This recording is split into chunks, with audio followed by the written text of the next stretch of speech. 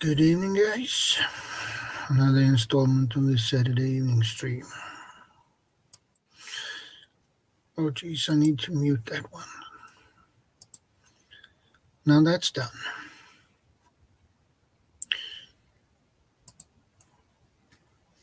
So,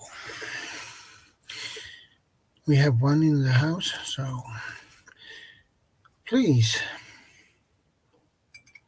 put a comment so I know who you are.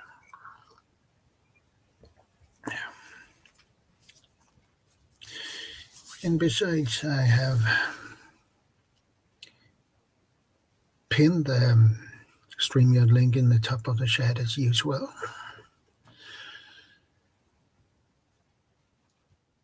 And how has your week been? My week has been pretty stressful, but it happens sometimes. So we'll wait before we get into today's topic. We wait for more people to join.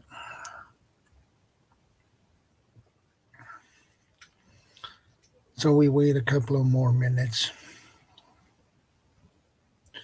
And a good cup of coffee always helps. So,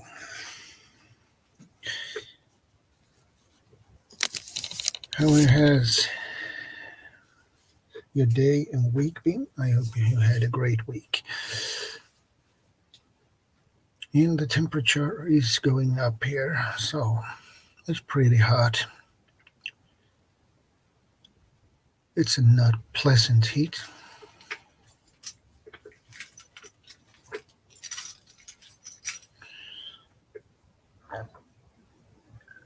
And that dude dropped off, whoever it was.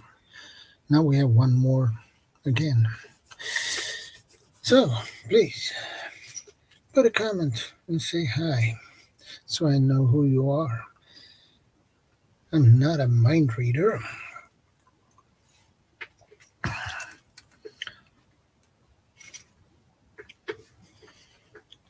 I'm not a mind reader. So, please, put a comment and so I know who you are.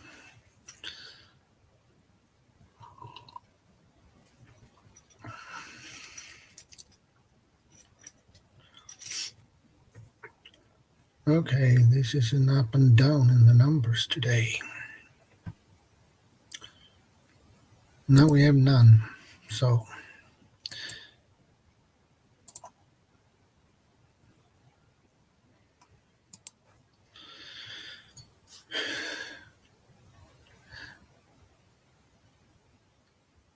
I guess you have some issues with your internet connection or something, or your Wi-Fi. Now we have two in the house. Please put a comment so I know who you guys are. It makes everything easier, you know.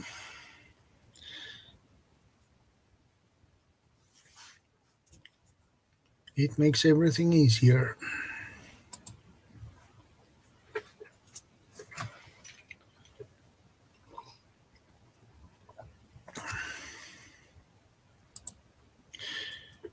But anyway,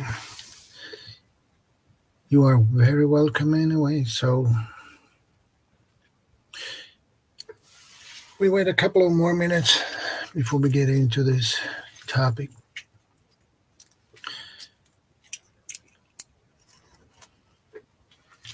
So, how are you guys doing? Now we have three in the house. That's awesome. Please type in the chat so I know who you are, my friends.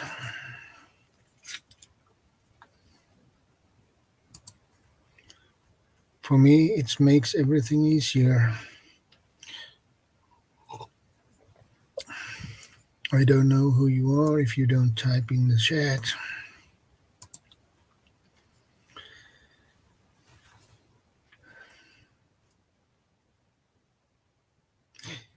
Ah, hey Liselot, good to see you. How are you doing today? And how has your week been? And welcome to the stream.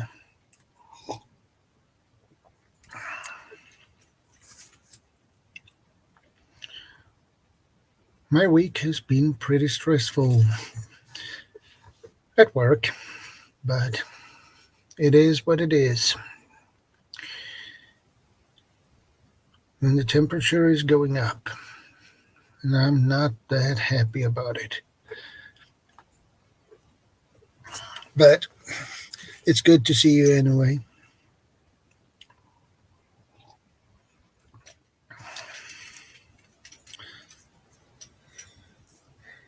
And I appreciate that.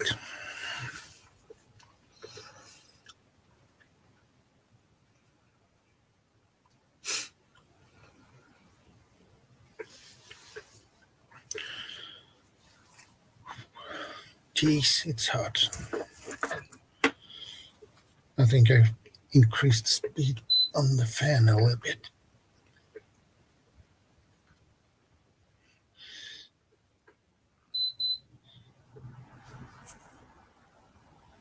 Okay.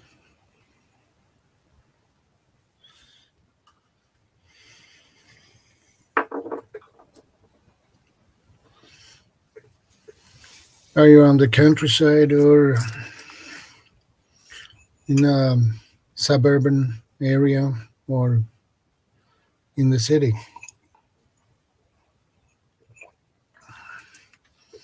Because it's if you're disabled and you're in the middle of the countryside, in the middle of nowhere, it would definitely be a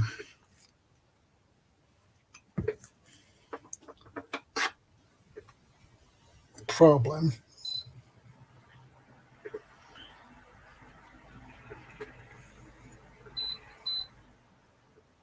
I lower that. That sounds too much.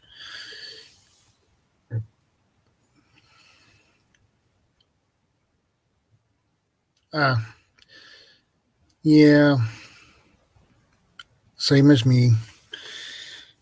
Live in an apartment.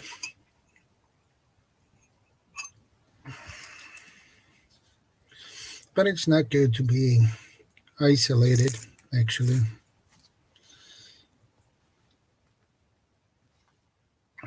It's not good. Especially if you live in an apartment and can't go anywhere. That is tough.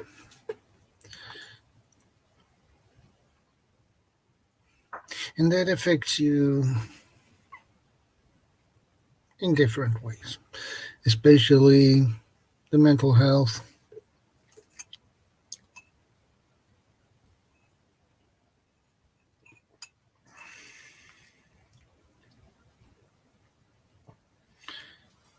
So,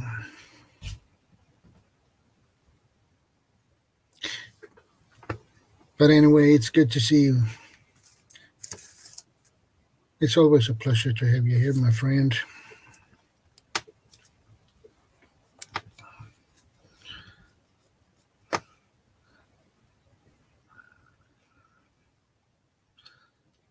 Um, it seems the numbers go up and down.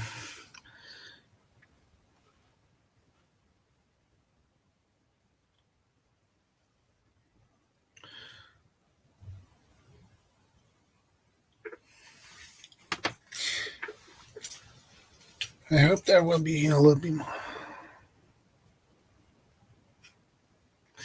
I agree with you about that one. It's helpful, like-minded people on the net. Yeah, that helps.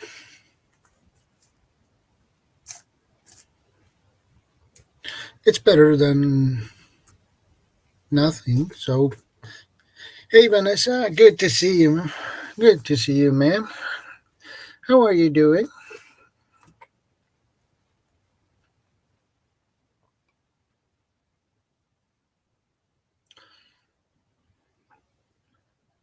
So, today's topic is fishing with minimum gear. Hey, preparedness veteran. Good to see you, brother.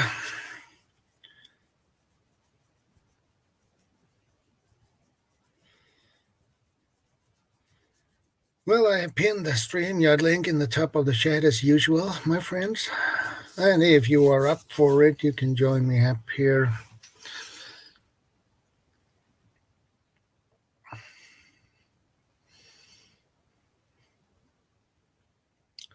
You know the drill, guys. You know the drill.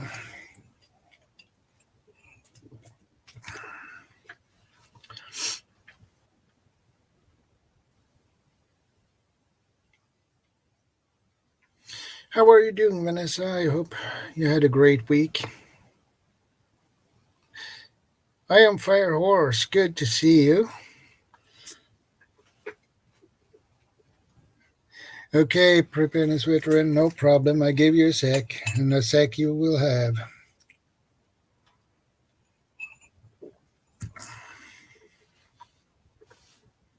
Good to see you, Iron Firehorse, and welcome to the stream again. I appreciate it. So, how has your week been, Iron Firehorse?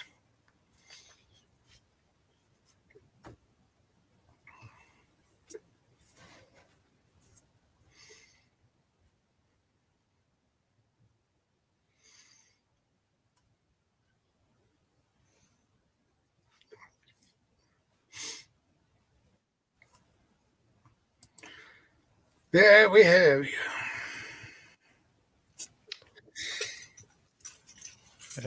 Shadow, you okay? Yeah, I'm okay. Just hot. Yeah, same here. It's gone from 16, 17 degrees last week, and this week just cloudy skies. So all of a sudden, 23, Yeah. 24, 28 degrees, but still windy. Yeah. And then, well, hopefully this is the start of some decent continuous weather, and up until at least September, but you never know. It can change Yeah. in minutes. Thanks. Just having a break. Lots to do. Yeah, I bet you have, Iron Firehorse. People think US preppers are crazy. Yeah, people think preppers in general are crazy, but we are Yeah, not. yeah. It's Well, just common sense. more and more people are becoming preppers. Yeah, And the more and more events that happened, and as things get more disorganized and continue to go afray, there'll be more and more people.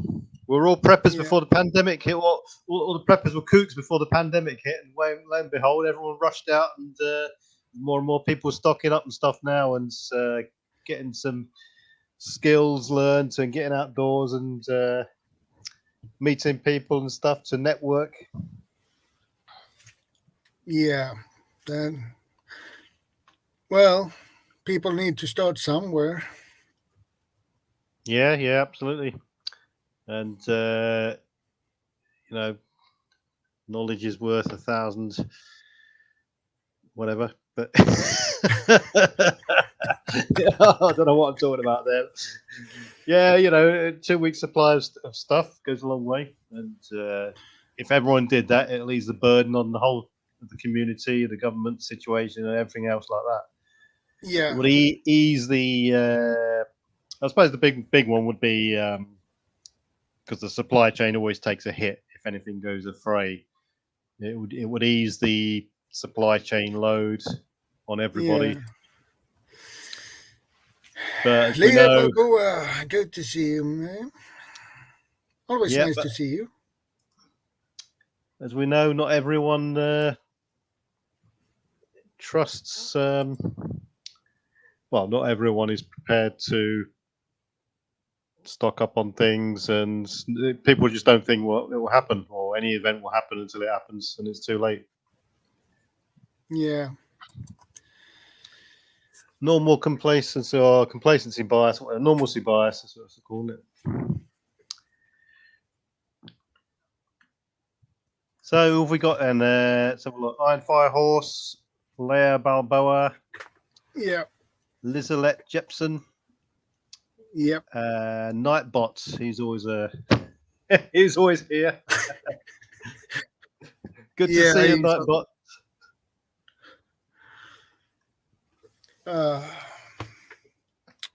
We have the nice topic again, fishing with minimum gear. We stay on the fishing theme. Yeah. So is it next week you're going to do fishing knots? Yeah, exactly. Right. Okay. Because I posted in my community tab the pictures I've got of my Army Survival Fishing Kit, what's left of it. Yeah. And because I thought knots was this week, but anyway, if it's next week, doesn't matter. The pictures are still going to be there. You can use those pictures as examples, I suppose. There's various different little knots within them, so drag them up for next week. So, fishing with minimal gear. Exactly. Yeah. Well, let's say if you only have a fishing line and hooks and a few lures and an empty beer can, you can make your own reel. I tried that method actually, and it works really good actually. Hang on. Yeah, I've from fishing from when I was a kid all the way through till now, I've always tried to go lightweight. Yeah. Well, whether it be just a small little box with hooks, weights, and some spare lining or whatever. And it's surprising what you can get away with. I mean, you see people with, especially freshwater equipment, with a wheelbarrow full of stuff. I don't know what they take, but it's just full of stuff.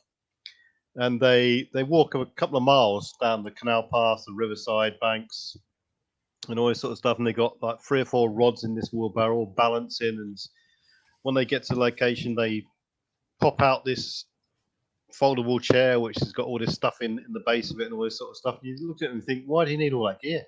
Yeah. It's absolutely ridiculous. And I say it's amazing what you can get away with as an absolute minimum. And you can literally have, I mean, look at the Armour Survival Kit, for instance, that I've showed you. It's got, it can fit into a pocket, a small pocket. And number one, the fish has got to be there for a start. If the fish ain't there, you're not going to catch anything. Yeah, so, exactly. It comes down to it. It all comes down to really hook and bait presentation to the fish. There's a couple of methods you can use, I suppose, but you see these guys, and especially the first time I saw this example was in Australia. These guys are just out of their pocket. They got this hand line, chuck it out, and they're catching fish left, right, and centre because the fish are there and they're biting. And what else do you need? As long as you can reach the fish, it's the big one. Yeah. Because let's face it, the only reason why you need a rod is to reach the fish. I mean, you're not talking exactly. game hunting sort of sizes here. So there's no need to have any sort of torsion system or method to land a 10+ pounder in. So, as long as your hands, you can probably have gloves on or whatever, cover your hands with your cuffs just so the line doesn't bite into your hands. And pull it in. Like you say, a beer can with some string wrapped around it or some line that you found, maybe a hook, or you can even make the hook, and that's really about it. I suppose you've got to determine whether or not you're going to fish off the bottom or go middle or float fishing. Yeah, floats are pretty easy to make. anything from a cork to a piece of wood, or like someone said last week, I think it was Bob, wasn't it? A porcupine quill. Yeah. Hooks can be made at the basic level from hawthorn thorns. Yeah, I have seen somebody made a hook from a thorn from a rose bush. Yeah, absolutely. You can even just get you can literally make one out of a branch, spike it right down. As long as you've got some way of tying the line onto it, you've got a hook made.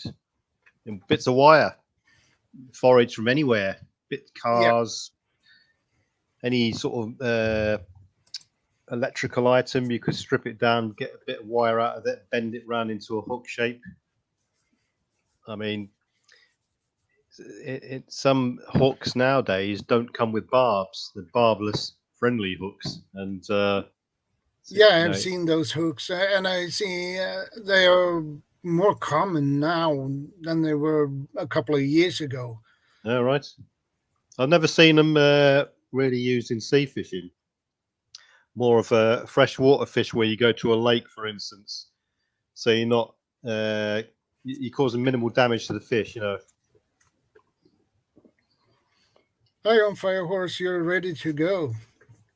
If you have a whole bunch of porcupine quills and lots of wire, that's awesome. Yeah, so you got to determine which. I mean, if you've got no gear, then you're gonna have to determine. Well, you've got to study the location. Yeah. And decide what sort of fish are there, which will dictate your method of fishing. So if they're all surface feeders, you're gonna have to make a float system. Or if you can't see any fish around, you're gonna have to presume they're bottom feeders. Do you need bait? You're gonna have to go and get bait, which isn't that hard, really. Iron Firehorse says there, I have a bunch of Christmas ornament hooks in my junk. That might be good too. Yeah, well, I mean, when it comes to hooks, as long as it's strong enough and it's hook shaped, then you're onto that's the basics of it anyway. Yeah. Like I said, a good bit of wire bent over, or a safety pin, for instance, or a drawing pin. Sorry, not drawing pin, paper clip. Yeah, that was what I was thinking about, paper clip, but it needs to be the larger ones, a little bit thicker. Yeah. Well, I suppose you could get away with the smaller ones, depending on what sort of fish you're targeting. Well, I suppose you'd be targeting any fish. Yeah, if you're going for a perch, it works with the smaller ones. But if you are going to for a trout or a pike, that was not. You need more heavy duty things.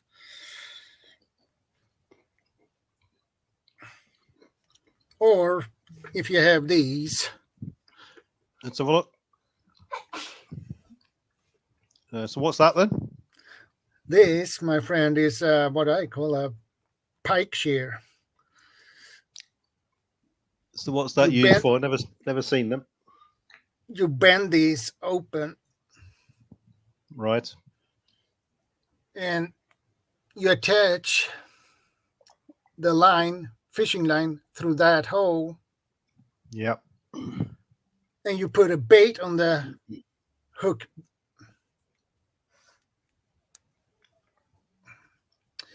Beneath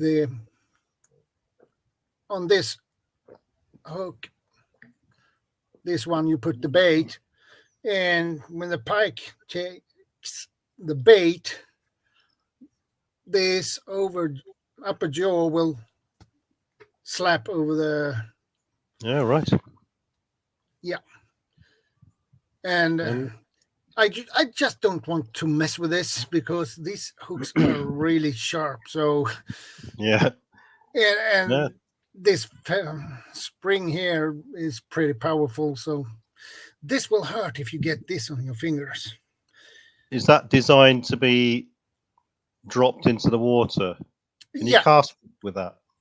Well, you. I mean, with the Put will a the line cast, and will the you cast trigger throw the? them out.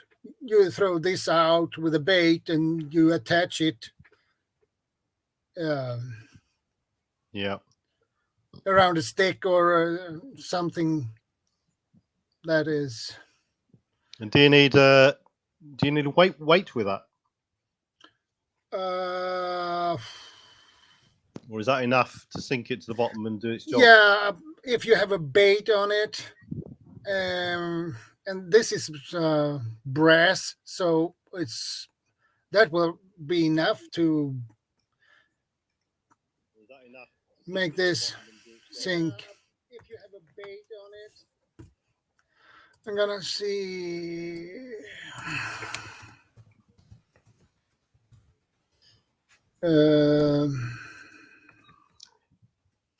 They look pretty strong, them things.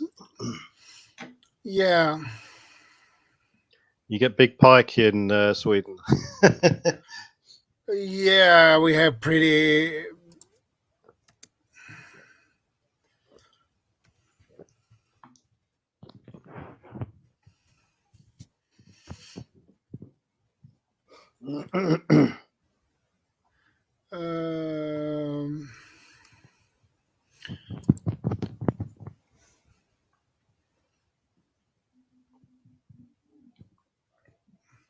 I'm gonna find maybe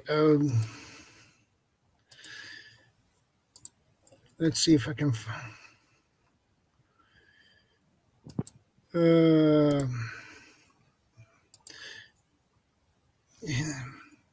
Here you can see at least how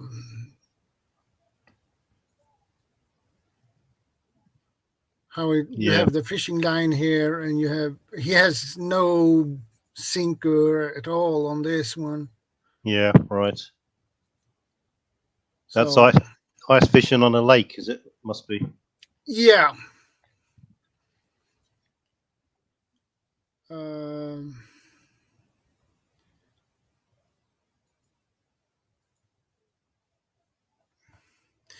But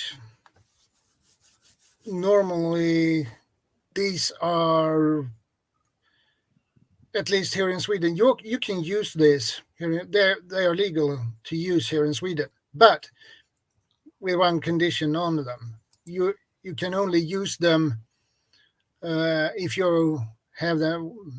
You are fishing and have it as a profession. So. Yeah, I see. Yeah, yeah, it looks quite a good little device. Yeah, it is. And when it's set, yeah.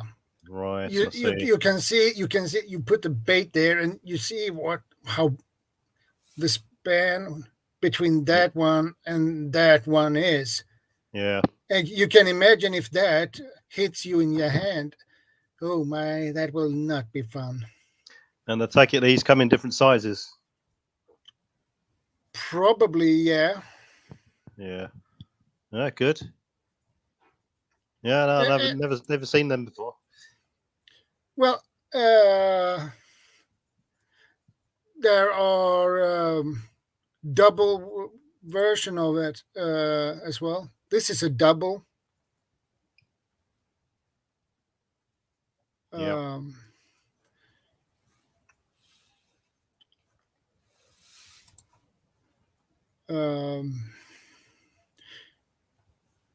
And that is the single one I have. I have the single ones. These are cheap. 35 crowns in my currency. So in pound, I don't know, but it's not many pounds for one. So they are fairly cheap. So. Yeah, it works out. Let's have a quick conversion.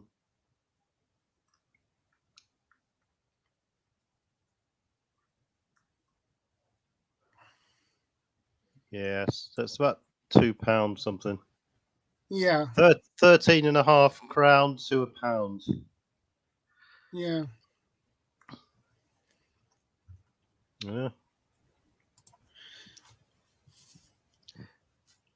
Yeah, so the you see a lot of people. I mean, back in the early days of YouTube, there was a big sort of prepper craze challenge going around where people were trying to cram in as much as possible into a little tin, a survival kit tin. Yeah. Hey, Certain brand of mint. I can't remember the name. Yeah. And then you start to see videos popping up of people doing small fishing kits, and most of them Yeah. were hand line based. And you can actually buy quite small units where you get a little hand spool, a couple of weights and hooks, throw it out. They're easy to cast out, and that's it. Away you go. And you can just quite easily put one of them in a vehicle or in a part of an airplane or boat survival kit, and away you go. As far as makeshift, when you're making stuff yourself, yeah, you got to determine where you are, what type of fish you're targeting, or sorry, what type of fish are likely to be there, because anything will be welcome if you're in a bit of a dire situation. And hooks, I should imagine hooks are pretty easy to make. Yeah. The hardest thing to reproduce would be the line itself. I mean, I've heard stories and seen videos of people making fishing line out of stinging nettles and all this sort of stuff. But the stinging nettles have got to be processed. Any sort of plant-based strands got to be processed, unless if you're really lucky, you've got yucca plants there or anything like that you can use. There's not that many stringy plants, I don't think, that's around that you can immediately use without some sort of processing immediately. Yeah. Other than that, I mean, you could harvest thread from clothing. Yeah. Unravel threads from a woolly jumper or cotton threads if it's loose enough, or your shoelaces. And hopefully, I know many people carry or have Dental floss. Yeah, dental floss is a good one. That's very strong. Parachute cord in the laces, in the draw cords of their jacket and their sleeping bags. Draw cords in their rucksacks. All these little places, it's used in so many places. Then you just got to find the right length. You've got to be able to reach the fish, whether that's using a long stick that tie your cord to the stick and pole it out, or if you've got enough cord, you can throw it out there and reach the fish. Then the other thing that you got to make sure is that is the breaking strain good enough for the cord? Yeah. For the fish you're going to get, and some sort of weight. Weights actually aren't that easy to come by. I mean, I've been on the shore many times where I've snap casted in the early portion of a fishing session, and you run out of weights, and then you're thinking, right, what else can I use as a weight? And you look around for stones, and lo and behold, all you can find on the seashore are round stones. They're very hard to tie around. So odd shaped stones or a bit of iron that you can find and stuff like this. And yeah, well, I mean, if you're in a part of a wreck, plane crash, or any sort of event which has produced wreckage or fragmentation of material, then you could look around for bits of metal from those and make that. Or you could start looking on your person and your gear as to what you can use to weight down your rig. But yeah, the weight of the line. And if you haven't got a weight, then you could probably get away with a float and a long line down to your hook. So it's just off the bottom, as long as it's not that deep. Yeah. Yeah.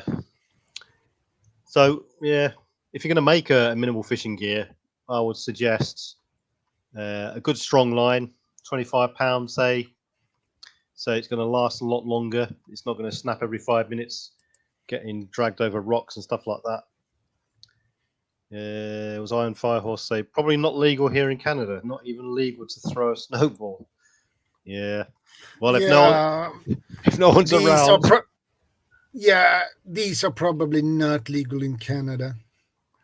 Yeah. I don't know how it is with US or UK, but the problem is you've got a device that you're wanting to catch trout with. Sorry, what's it targeting those traps? Pike. You got a trap pike. that wants to, you want to target pike, but the actual device doesn't know any difference, so you could be catching anything. And if you're in a stream where there's a restriction on catching salmon, for instance, then that's when the problems might start to occur. Yeah, I mean, so if point there. Yeah, if someone's like I say, if someone's going to make their own sort of minimal fishing gear, I would say a good 25-pound line, because it's not going to snap as easy every 5 minutes. It's quite anti-abrasive. Yeah. All you got to do is rub it over when you reel it in, drag it over a couple of rocks, and it's really light, thin line will just fray quite quick. A load of hooks are they take up no space whatsoever. Weights will be the heaviest, the bulkiest item out of that lot, and you could make your own rig quite easily. Swivels, leads. And you can make a nice hook from the pull tab on the beer cans and soft drinks cans. So yeah, I've seen people do videos like that. I have seen that too.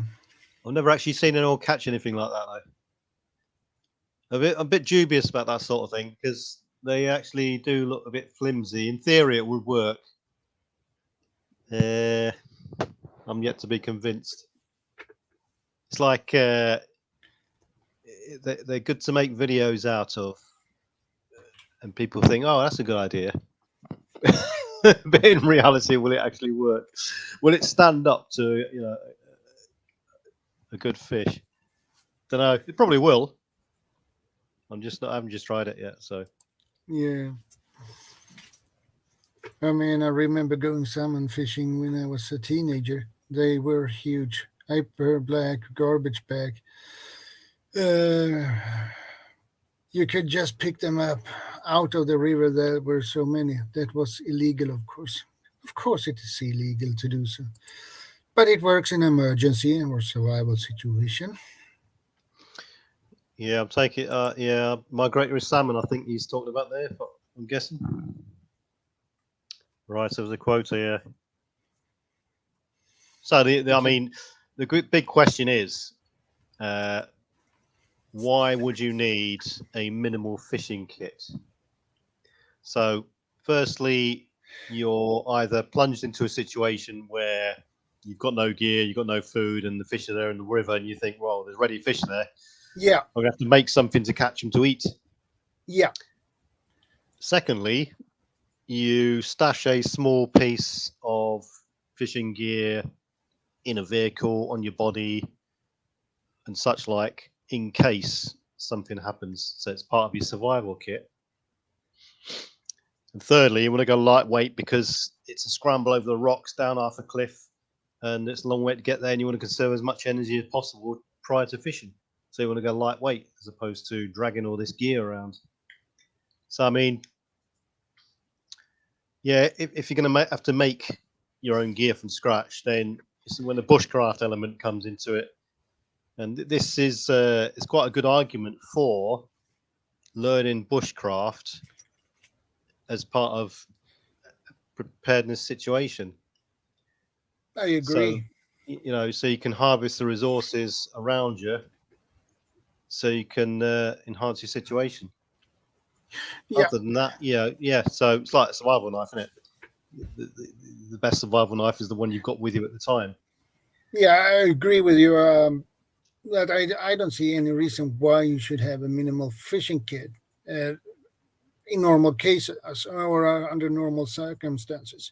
But you might get into a situation when you don't have that opportunity to have your normal fishing gear, so you have just minimal gear to use. So Yeah.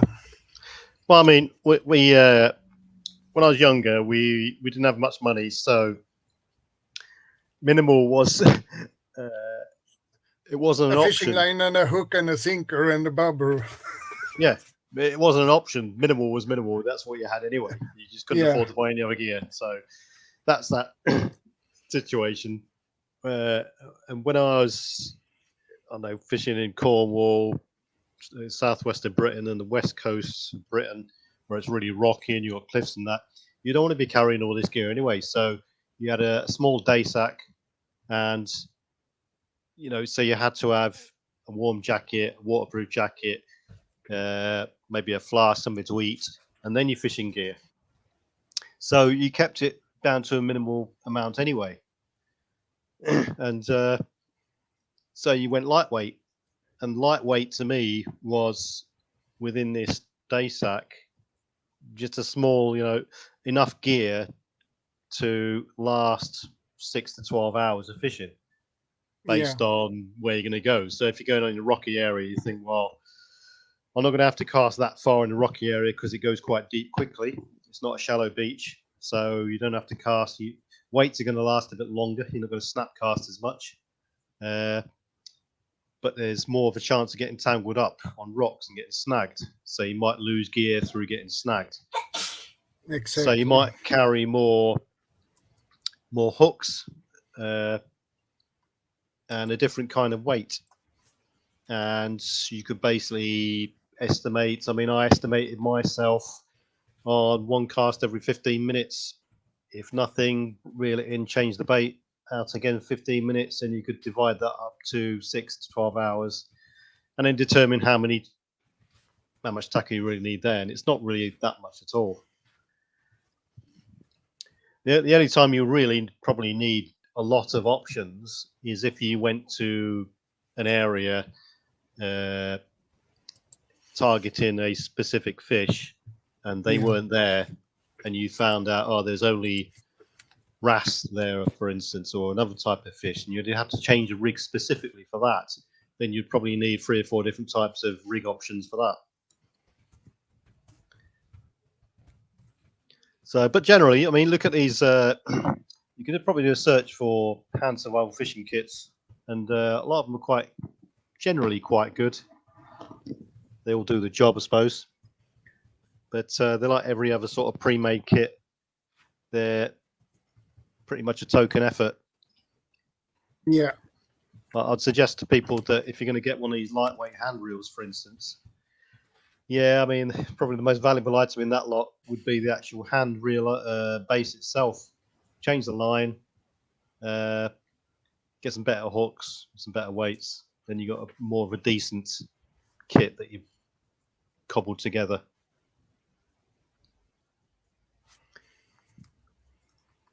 So I just didn't catch what Iron Firehorse said there. It was my Mora Eldris that I have a custom sheath for, so yes, my best one. I have a couple of others, but I'll replace it eventually. Right, so he lost it, did he? Yeah. She lost it. I need to replace my knife. I think it got thrown out with the vegetable peelings. That sucks, especially if you have a custom-made sheath for it. We used to have. I just used to go with a Swiss Army knife, and as a minimal fishing gear, and a pair of scissors. Not the scissors that come with a Swiss Army knife, because although they will do the job, but a really hardy pair of small scissors that can cut fish heads off, cut line, and you can cut fish skin with it. Fish skin as in dogfish skin, for instance, which is really thick. Yeah. So yeah, miniaturize all your gear as well. A lot of people have a thing called a priest, which is a club basically, and they catch a fish and club it over the head to kill it. But there's no real need for that if you can get away with a rock or something or your foot. I was peeling a 50-pound bag of carrots to freeze, so it was a huge pile of peeling, and it went out in the city compost. Yeah. That sucks, really.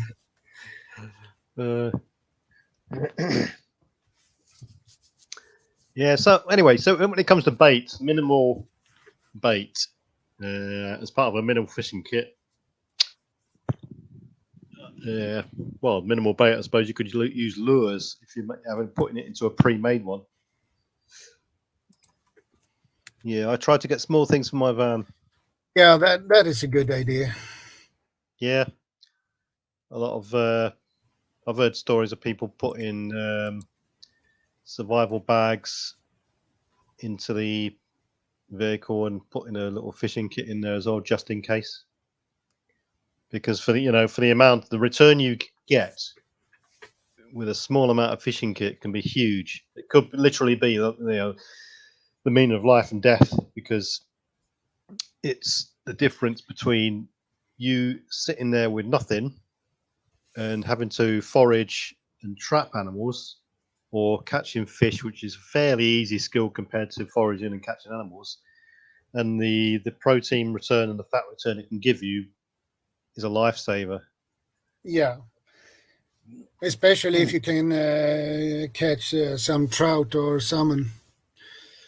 Yeah, well, I mean bears, that's what they fatten themselves up on. Yeah, and we all. And the best thing with salmon and trout is you can eat that raw.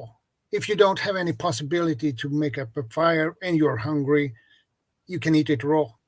Yeah. That is it's food, even if it's raw, and raw salmon or trout doesn't taste that bad at all. It tastes really good, but you need to, if you don't taste it before,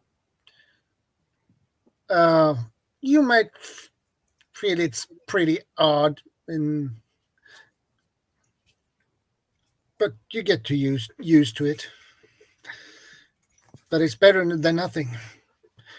Let's say if you catch a fish, and it's a fire ban, you can't and are not allowed to start a fire. So to cook your salmon, what are you going to do? You have to eat, and eat it raw. That is better. Yeah, there was. I was just thinking of. There's various examples of minimal fishing gear, and there was a guy who survived months and months and months out at sea. He didn't have anything, and he ended up catching fish and turtles with his bare hands in the end. Yeah. But that's out at sea, which is a different kettle of fish altogether, so to speak.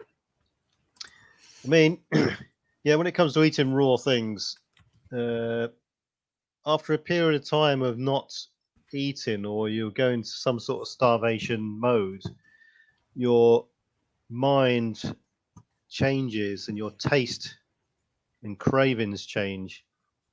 So you're more adaptable. I can remember a Ray Mears film.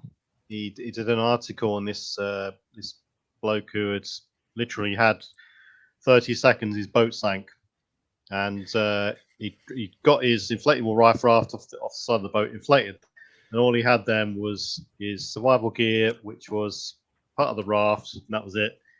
And it was something like 43 plus days that he spent in this raft. Anyway, he was saying basically that at the beginning he had a fishing kit with him, and fish wasn't a problem to catch. But at the beginning, it would turn him off.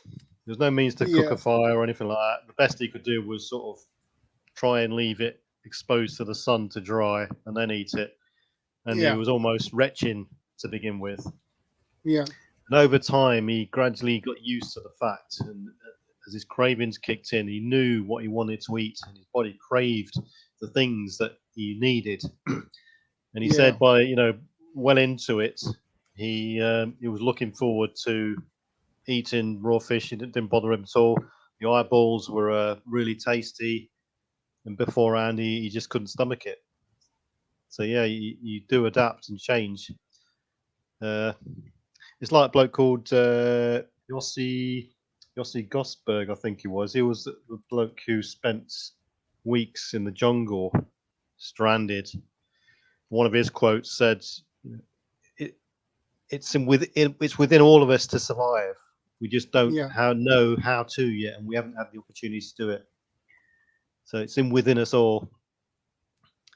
And you go back to your sort of caveman instinct, and your body sort of disregards the niceties of society and the tastes and textures of modern day food, and you go back to what you really need and crave for. Yeah. And speaking of minimal fishing gear, and I just got an idea that popped up in my head, and I remember I've seen this a couple of years ago, and I just remember it. This is a telescopic fishing rod. Right. A pen size. Right. Pen size. Telescopic pocket. Yeah, exactly. Telescopic pocket pen fishing rod. Right. How long does it extend? Pretty long. It's a decent 2.1 meters. 1.8 meters. Right.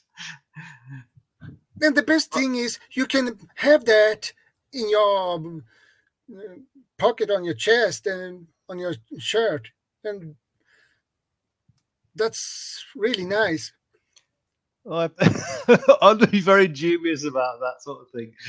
But to me, I would, if you're going on a trip and you know the area you're going into, I think, right, is it wooded area?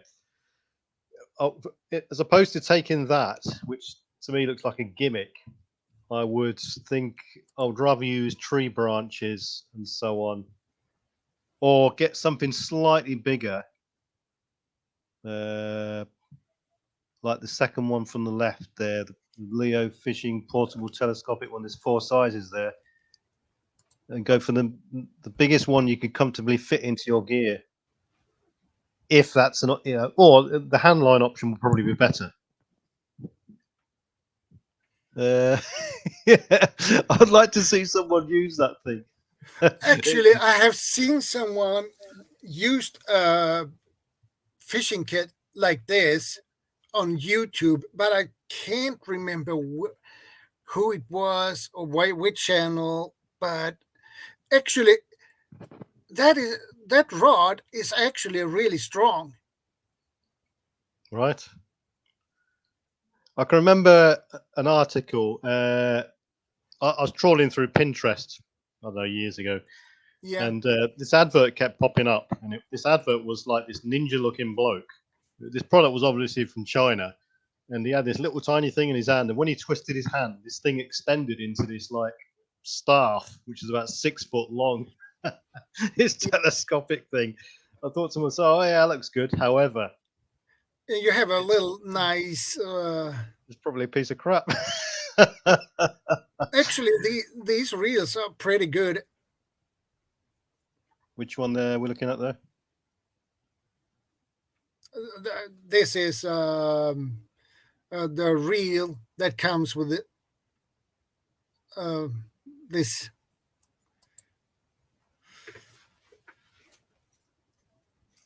They have that type for that. And here, there you go. Which one is that next to the Heineken can? That one there. That was an open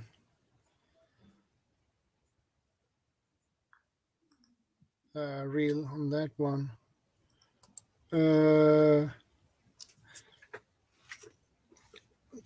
I'm really fascinated about these small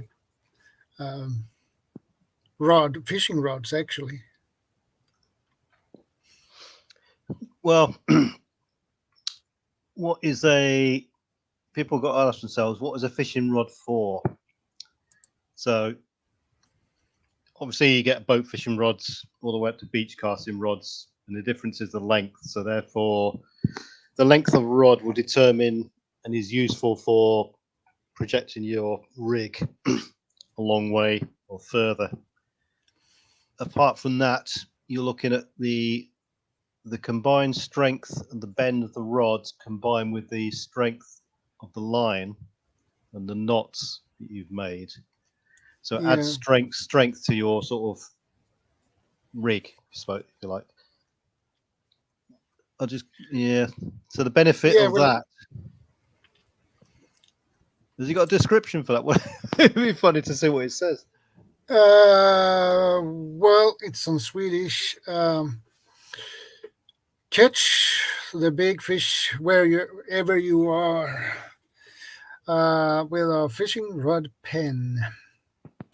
This compact and light fishing rod in pen size on 1 meter are perfect for all fishermen who loves fishing when they are on run. Collapsed, the length is on 20 centimeter and a weight on 150 grams. You can easily put it in your backpack or pocket and be ready to fish when you have a spare time. Right. So you could actually use that in a river as some sort of fly fishing way, I suppose. Yeah. Something to manipulate the fly in the water.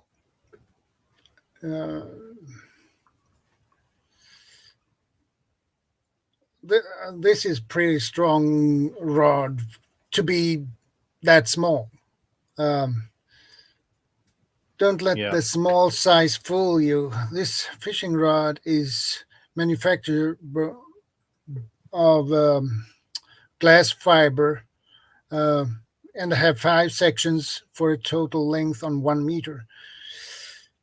The handle and the pen chassis is manufactured of aluminum, which makes it robust and comfortable to use. And the fishing reel ST5P high. It's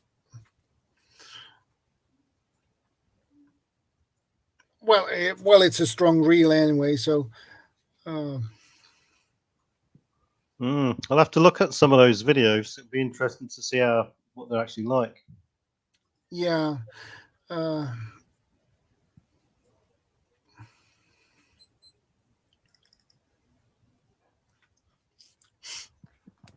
I can see if I can find something on English.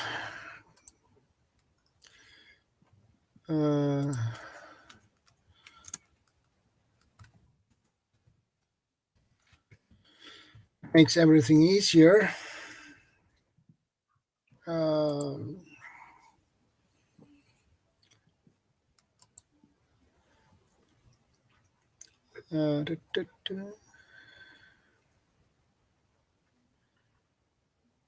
Now what?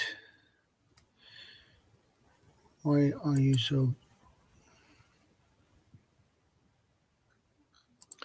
After that, if you type in hand survival fishing gear, and you go to a image search, there's some interesting ones there. What I was talking about, the ones you can just buy and they look very functional. Some are really small. There's a lot of Pinterest-based ones there as well. Hey, Mary Bernie, good to see you. Welcome to the stream. How much is it on Amazon? Pen fishing, let's say Not $11 and right. 99 cents. Yep. All right. Yep. So it depends on. Yeah. It'll be novel to try it out. Personally, I would rather a different type. I'd rather, as a minimal fishing rig setup type thing, I'd go for a hand rig, hand line sort of setup. Yeah. But I remember these mini pocket pin fishing rods. I just remember them. And I just wanted to share it with you. I'm going to look up videos after this and have a look. Hey, Mary, good to see you.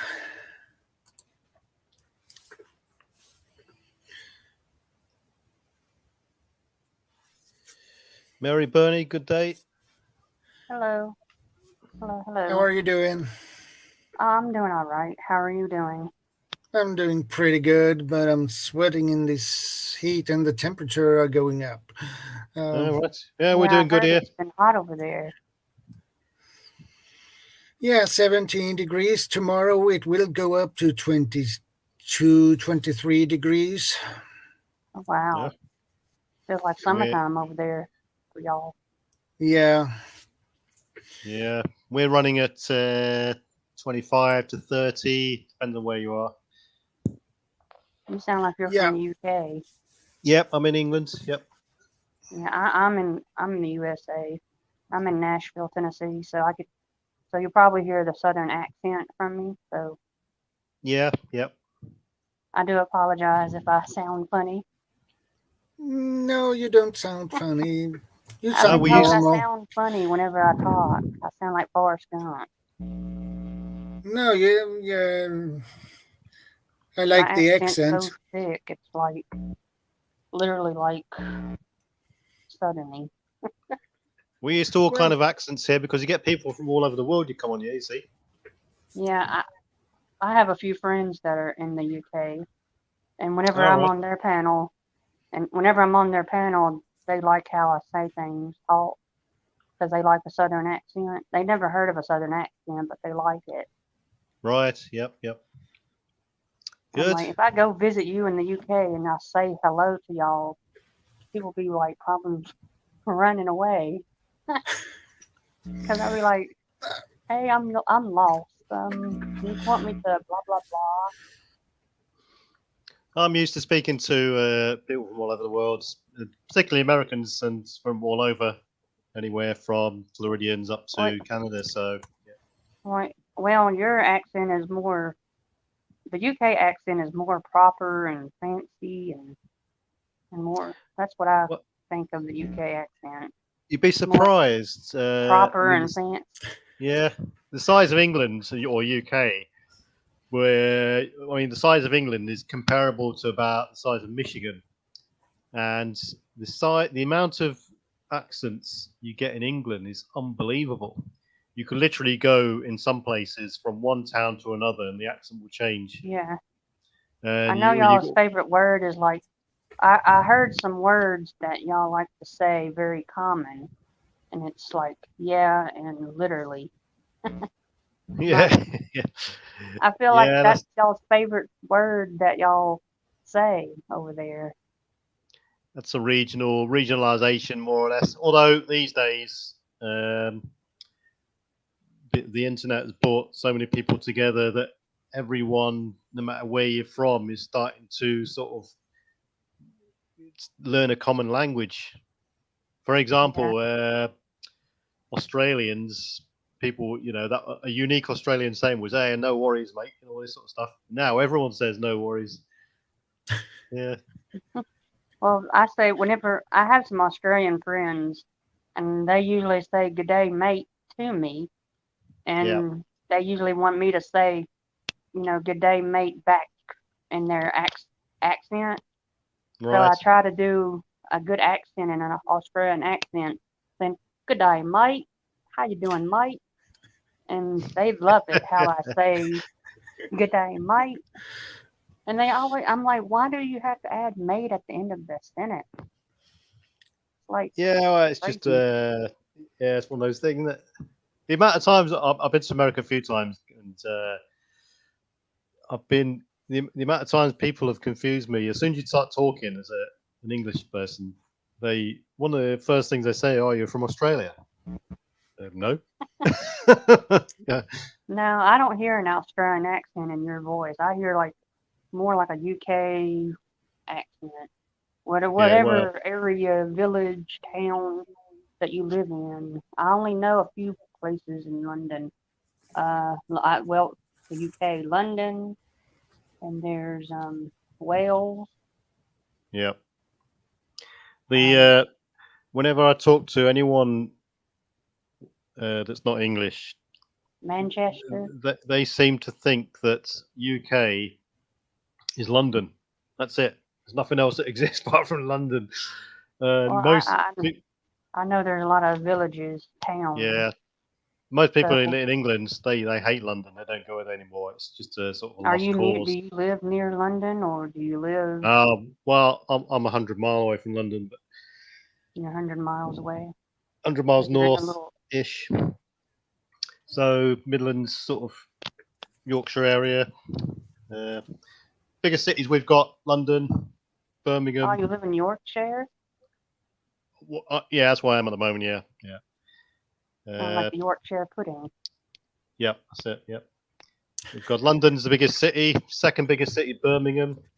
Then you've got Yeah, I've heard of Manchester, Birmingham. Liverpool, Bristol, Birmingham, Bristol, Bath, and then from there on, they're large towns.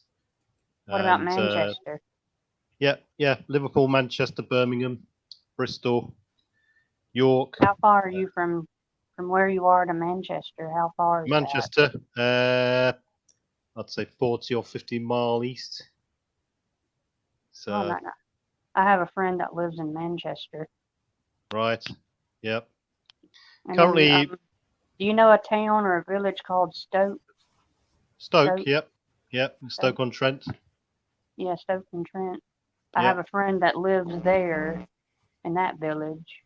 Right. Yeah. There's it's amazing who knows. Everyone knows each other, and you can guarantee, seven. What's it called? 7 areas of separation or something like that. Yeah. Britain is a condensed population. You could almost compare it to Japan. It's that condensed. Everybody lives in towns and cities. And as soon as you go out of town, there's a lot of countryside, but as soon as you go out of towns and cities, all the countryside's owned by someone, or it's National Trust. I heard y'all have pretty countryside around this time of year. Everything's at the moment. Everything's in bloom. All the trees are all green. All the flowers are out. Everything's bustling with life. All the animals are out. The foxes, the badgers, rabbits. Everything's come to life, sort of thing. And especially in this when the sun comes out, everyone comes out as well, whether they go to the beach or mountain biking across the hills or whatever. It's summer's the best time. In the autumn and the winter here, there's no real sort of winter sports in Britain. So when it comes to winter and autumn, people just tend to just lock themselves away in their houses and just wait till spring comes along, to be honest.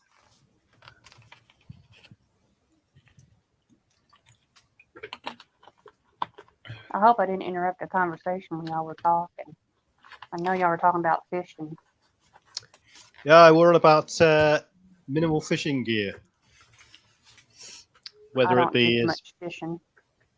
right. Have you got? Do you have you got any? Have you got any sort of fishing gear as part of your preps or anything like that? No, I don't fish at all. Yeah. I'm not a big fan of fish. I don't eat fish because it's nasty and it smells and it's gross. Mm-mm. I don't do any fishing. Yeah. The only thing I'll eat is shrimp.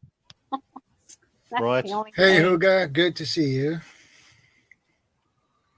Yeah, but a lot of people don't particularly like eating fish on a day-to-day basis, but you get a lot of people, particularly preppers, who will have a hi Homestead, how you doing? Will have Hello, Homestead. a fishing kit or some means of catching fish for food if it really Yeah. comes to that sort of situation. And a lot of people may put a fishing pack or a survival fishing kit in their vehicle, whether that be a car, truck, plane, or train or a boat or whatever.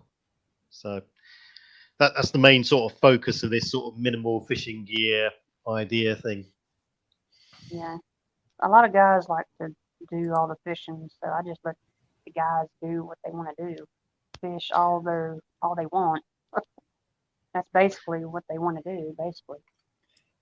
Yeah, there's a big hunting and fishing sort of ethos and community in America and Canada because you've got all the countryside and the wildlife to go looking for that type of food if you need to. And a lot of people do it for sport as well.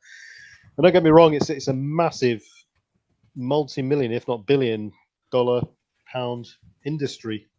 You get these big superstores full of hunting, fishing gear, and it's unbelievable the amount of little inventions and products they come out with just to catch fish and hunt things.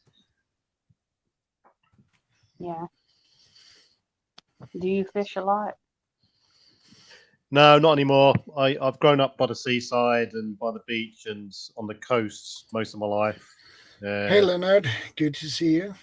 But these days, my only sort of fishing need will be through necessity, whether it be survival or food run out or that sort of thing. That is good. Thanks a lot.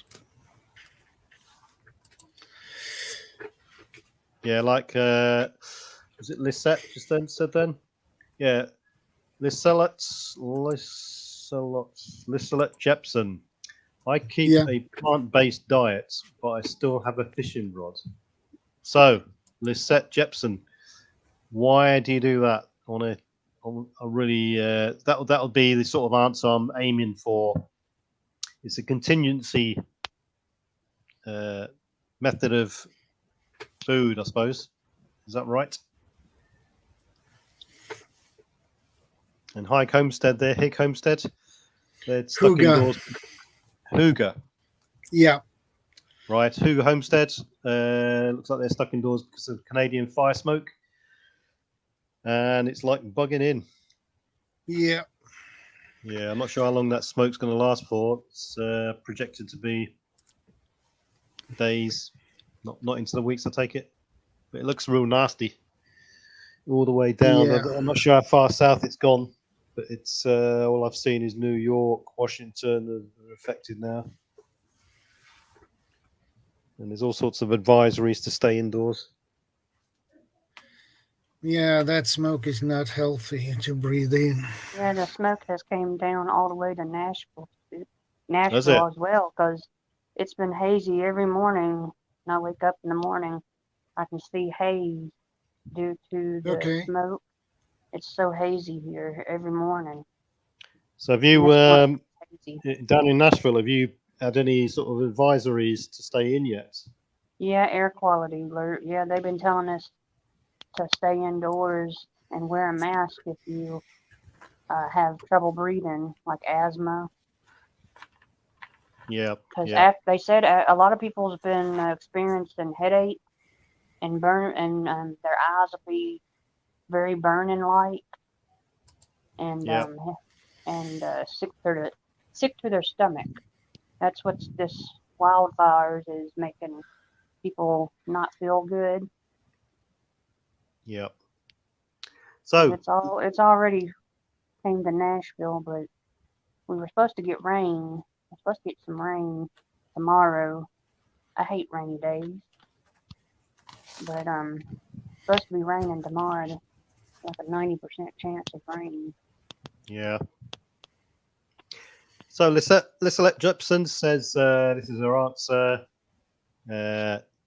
She's got a fishing rod.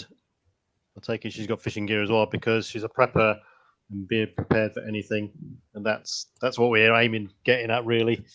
Is no matter what your sort of tendency, what sort of food orientation you're at, having some form of catching fish, whether it be from a river, lake, from the sea, can be a good thing because if food runs out and you're in that much of a dire situation, then you've got the gear. And the old saying goes, it's better to have it and not need it than need it and not have it. I agree with that. But if the situation gets that bad, I would consider moving before sort of delving into those areas, moving to the better sort of productive areas. My latest project is putting on a front porch 12 by 14 feet. You had to stop working for a few days. Yeah. All right, sounds like a good project. I just want to come up here and say hello. I got to get busy doing some laundry before this rain comes. I hate doing laundry. No probs. So do you actually live in Nashville, in the town itself? Yeah, I live in Nashville, North Nashville. Right. Nashville, Tennessee, USA. You're 6 hours ahead of me in the Yeah, time zone because it's like 2:17 in the afternoon for me. Yeah. So Right. you're like 8:17. Yeah. Yeah. Well, I've heard. I've been talking to a couple of people from Tennessee. Lives in Knoxville. They have the southern accent too. Oh yes, yeah. Were you amazed on how they were talking? Like, what is it with this southern accent voice? I guess I'm the third one to talk to you. To me, not really, because I'm used to interacting. I've interacted with people from America all the time. So. Oh, you're used to it. You've heard it before. Oh yeah. So that sort of it doesn't really bother me. I understand all the different dialects and accents and stuff. Southern. And he was saying Tennessee is the place to be in America. he loves it there, and I've known a couple of other people. Yeah, we're having a festival right now. Right now, we're having a music festival called the CMA, Country Music Association. Right. They do a festival every year in June. It's a 4-day festival, and they started on Thursday, the 8th, and it lasts till tomorrow. It wraps up tomorrow. So big country music stars has been singing and doing headlining shows each night. This is the third night, so it's going on right now. So we have a lot of people that's here. A lot of people come. A lot of people come everywhere around the world. So for this festival, because it's a huge festival, it draws a crowd. It does draw a crowd. Who's the current big names in the country and western world then at the moment? Well, if you like country music, there's really good names that are. We have Brad Paisley, Blake Shelton, just a bunch of them. Yeah. Old Dominion, Miranda Lambert, Jelly Roll, just a huge bunch of country singers. And we have new country singers too, but I don't know their names. Yeah, you see those types of those names we've never heard of, and we only get exposed to that are coming in to start doing country music on their own. Yeah. Nowadays, country music is not the same what it used to be. It's all hip hop and rap mixed together, country rap and country hip hop. country pop. It's changed. Country music has changed in the last 50 years because this is the 50th anniversary for the CMAs. So we're celebrating a 50th anniversary. Right. Good. Should be a good little event. Yeah, I try to stay out of the festival. I don't do crowds festivals. Yeah. I try to stay away from festivals because I'm not into them.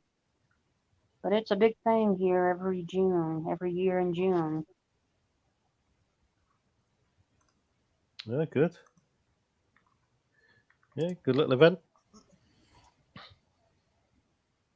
Yeah, Homestead is, if you like country music, Nashville is called Music City.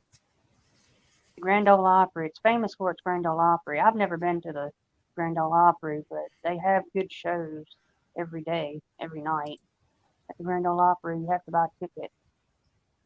I think tickets range from $30 to $100 range, depending on the show at the Grand Ole Opry. Nice.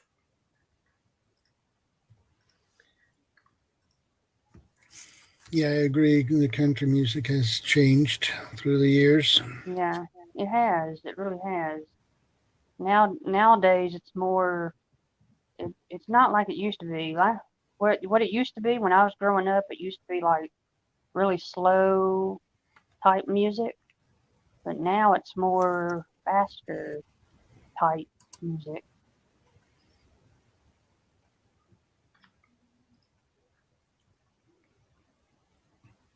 Yeah, all the hotels right now is booked because of the CMA festival. So I'm sure the Opryland Hotel, Grand Ole Opryland Hotel, is booked solid due to the people that are here during the festival. But thank goodness it goes away tomorrow. Last day is tomorrow. Yay. Yeah, and they will probably be full booked on that event. Yeah, and people what you do, you book advance. So you Yeah. book the hotel room instead of waiting last minute. Because I don't know why people want to wait last minute. It's like Christmas. Hey, Whenever Howie. Christmas times, people want to buy gifts last minute. I'm like, what Food the hell are Forest you doing? Permaculture. Good to see you, brother.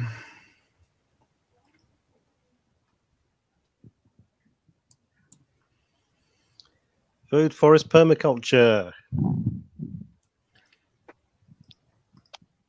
Yeah, that's Howie.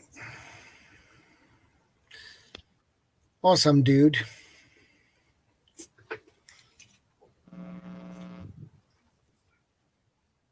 So, what was I talking about? Yeah, so Shadow, if you look at, bring it up on the screen, I don't know, do a search for hand survival fishing gear. Yeah. You'll see the what I was talking about earlier, those sort of hand reels. Well, I'm gonna get off here. I gotta sleep and do my laundry before this rain Yeah. comes. Well, good to see you, Mary. Yep. Yeah, good to see you, and thanks for Yeah, it's good to see y'all stopping too. by. Thank you for having me, Shadow. Yeah, no You're very problems. welcome. It's a pleasure. Yeah, I You're gotta do always welcome, laundry. Mary. Fun. Yeah. Take care, Mary. Stay All right, safe. y'all take care I too. have a good one. See you later. Yeah, I gotta do laundry. Fun. Roger Yep. that. Okay. Laundry Yeah, is so boring to do, but it's gotta be done though. Indeed. Let's see if I got. Hand survival fishing gear. See if you get the same results I've had. Whack it on a image search. Image search. Right. Yeah. So you got basically the same sort of results I've got there. You'll see. That one sort of second row down, first on the left. That sort of. That one or that one? That one. Yeah, that one there. I mean, that's a good little kit, and look at the size of it. It's so small. It's unbelievable. Nice little hand line there. It looks like braided line. Can't really tell from that picture. Yeah, it's braided line. Yeah, braided line's good because it's strong. Good selection of hooks there. Some weights, a couple of artificial lures, the instruction thing. I'm not sure what that spring is for. That is that spring is you put bait in that. Right. I see. So, yeah, okay. So is this trying to cater for sea fishing and sort of river fishing type stuff? Is it? It looks like it. Yeah. That one there also in the middle of the picture, survival fishing kit. That's a good little size.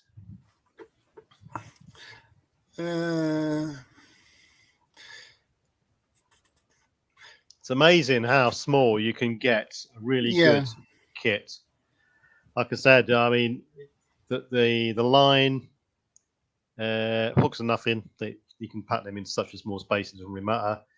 And the weights, really, and all the rest of it. I mean, you could throw in lots of other stuff there, like swivels, beads of different colours to attract fish. You can get luminous beads as well, which for night fishing. Night fishing's generally better in some areas.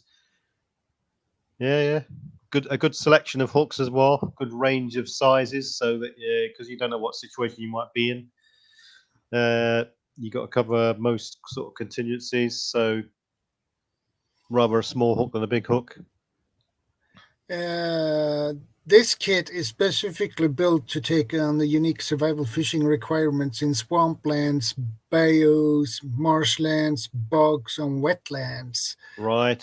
Well, right. I see. So, yeah. So what I was getting at earlier, if you know sort of, if you're trying to make a small minimal fishing kit for a trip or an expedition or whatever, then you know the type of area you're going to go into. So if you're going to go into a bayou or a swamp area, then you'd buy this sort of kit. If you was going on a sea fishing, say you cross the Atlantic, buy a small boat, for instance, you'd buy a sea fishing kit. Or if you're going on a canoeing expedition on the rivers, then you might pack one specific to rivers and so on. Yeah. I noticed there on the first thing I looked at, I thought, well, there's no flies I can see in there, so it's not. No flies. But that is something you can add to it. Yeah. Well, it's like the Army survival fishing kit is a really generic fishing kit. So they do it for people like aircrew and other forces, special forces and recce troops and all this sort of stuff. And the manufacturers don't know where you're going to be. So they generalize the fishing kit, and it's got everything from flies, so river type fishing, all the way through to sort of bigger hooks. It's got a strong line in there, so you can modify it to a certain extent to cater for your specific sort of area. Yeah. Here is another version of it.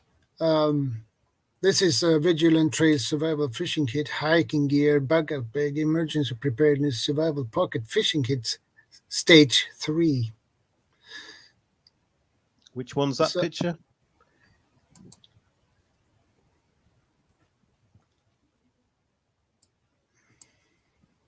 That one in the bottom left. That's quite good. It's even got a knife in there. I'm not sure what that's a crawfish or a little lobster. That is not a lobster. It's more like a crayfish. Yeah. Looks okay, I suppose. Yeah, let's say these kits, they're okay. The big thing I like with some of these kits is the hand line system. Like the one in the middle there, it's got a nice little wind-up system. You can get ones, if you scroll probably further on, you'll see ones which are like ring-based. So you get like a little hoop. You can cast out quite easy enough. the rest of it, I mean, people have got to look at the really sort of looking at the actual contents of the stuff. Open the gear up, have a look inside, and assess whether the gear inside is up to the task. And if not, you can add bits to it, make a better quality kit out of it. A lot of these kits are good things to spark off little ideas as well. Scrutinize every item, get rid of the crap.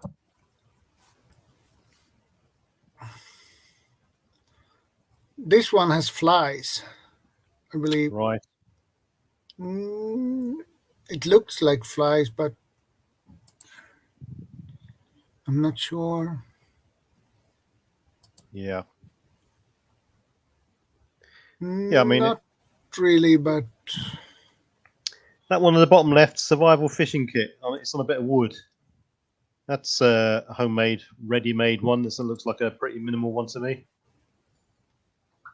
Bottom left, keep going. There. This one. Left. The one just left of that.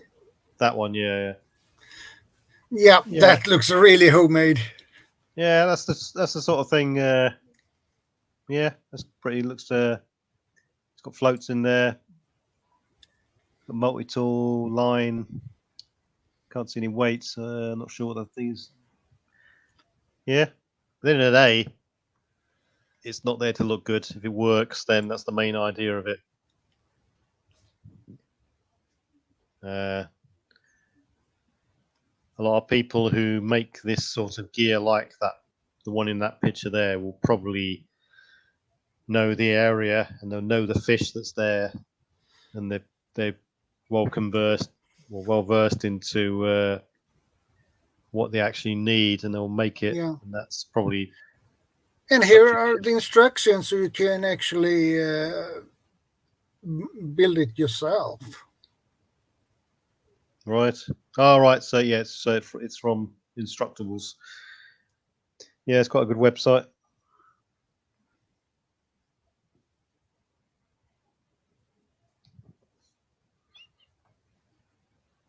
Yeah, so I mean, something like that, all you got to really do if you're going to use that sort of gear is then consider the bait that you're going to use.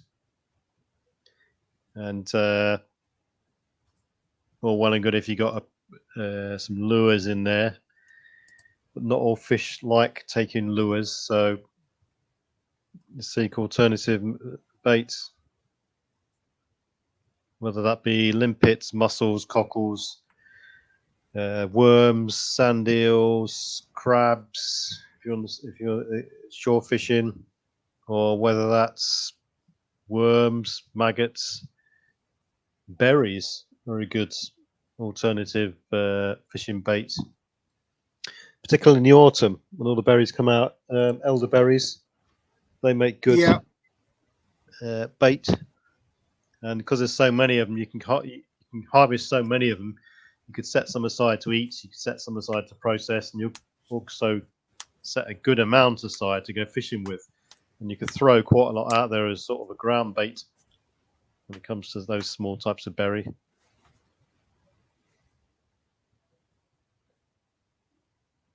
Yeah, it's how imaginative you want to be, I suppose. Yeah, you can design it basically. Yeah, how you want to have it. Hick Homestead there says a kayak remains on my wish list for fishing on the river. Yeah, why not? We fish a creek that runs into the Ohio River. Yeah.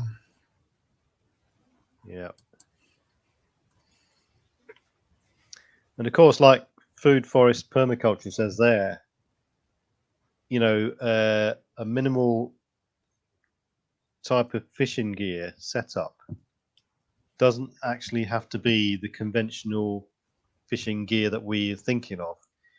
You don't necessarily have to have line, hooks, weights or floats or a rod.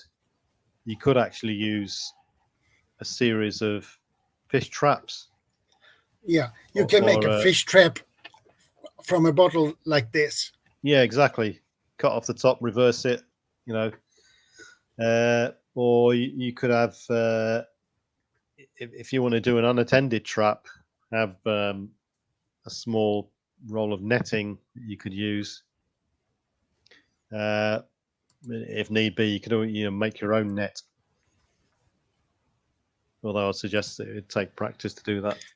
Yeah, it takes a lot of practice. Yeah, those the nets you can buy for gardening. They're a very thin green nets you get in most places to cover things like to cover your plants, to stop the pigeons and other animals eating your crop. Yeah, they're really, really cheap, a couple of pounds, couple of dollars, whatever, and they roll up into such a small area that you could use them. And I've seen a lot of people in the military have those and small purse nets used as part of their fishing gear. So you got to think outside the box, and it doesn't necessarily have to be conventional gear. I know someone used a mosquito net for the. Well, yeah, exactly, that sort of thing. And I suppose it all depends around the intention. So, if you're thrust into an unintended survival situation, airplane crash, for instance, and you're staying in location waiting for rescue until your resources run out, and you're next to a river, then set up some form of fishing traps or fishing regime, because firstly it will enhance the food that you've got. It'll add extra protein to the diet you've got. You don't know how long you're going to be until you actually get rescued.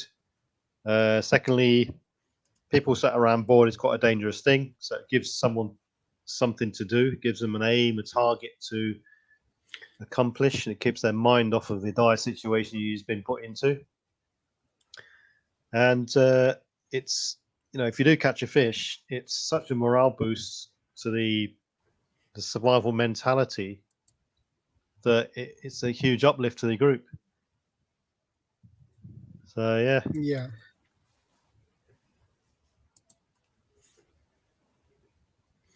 But yeah, I like those. Some of those ones you can actually buy. They've got really good ideas in there. There's one.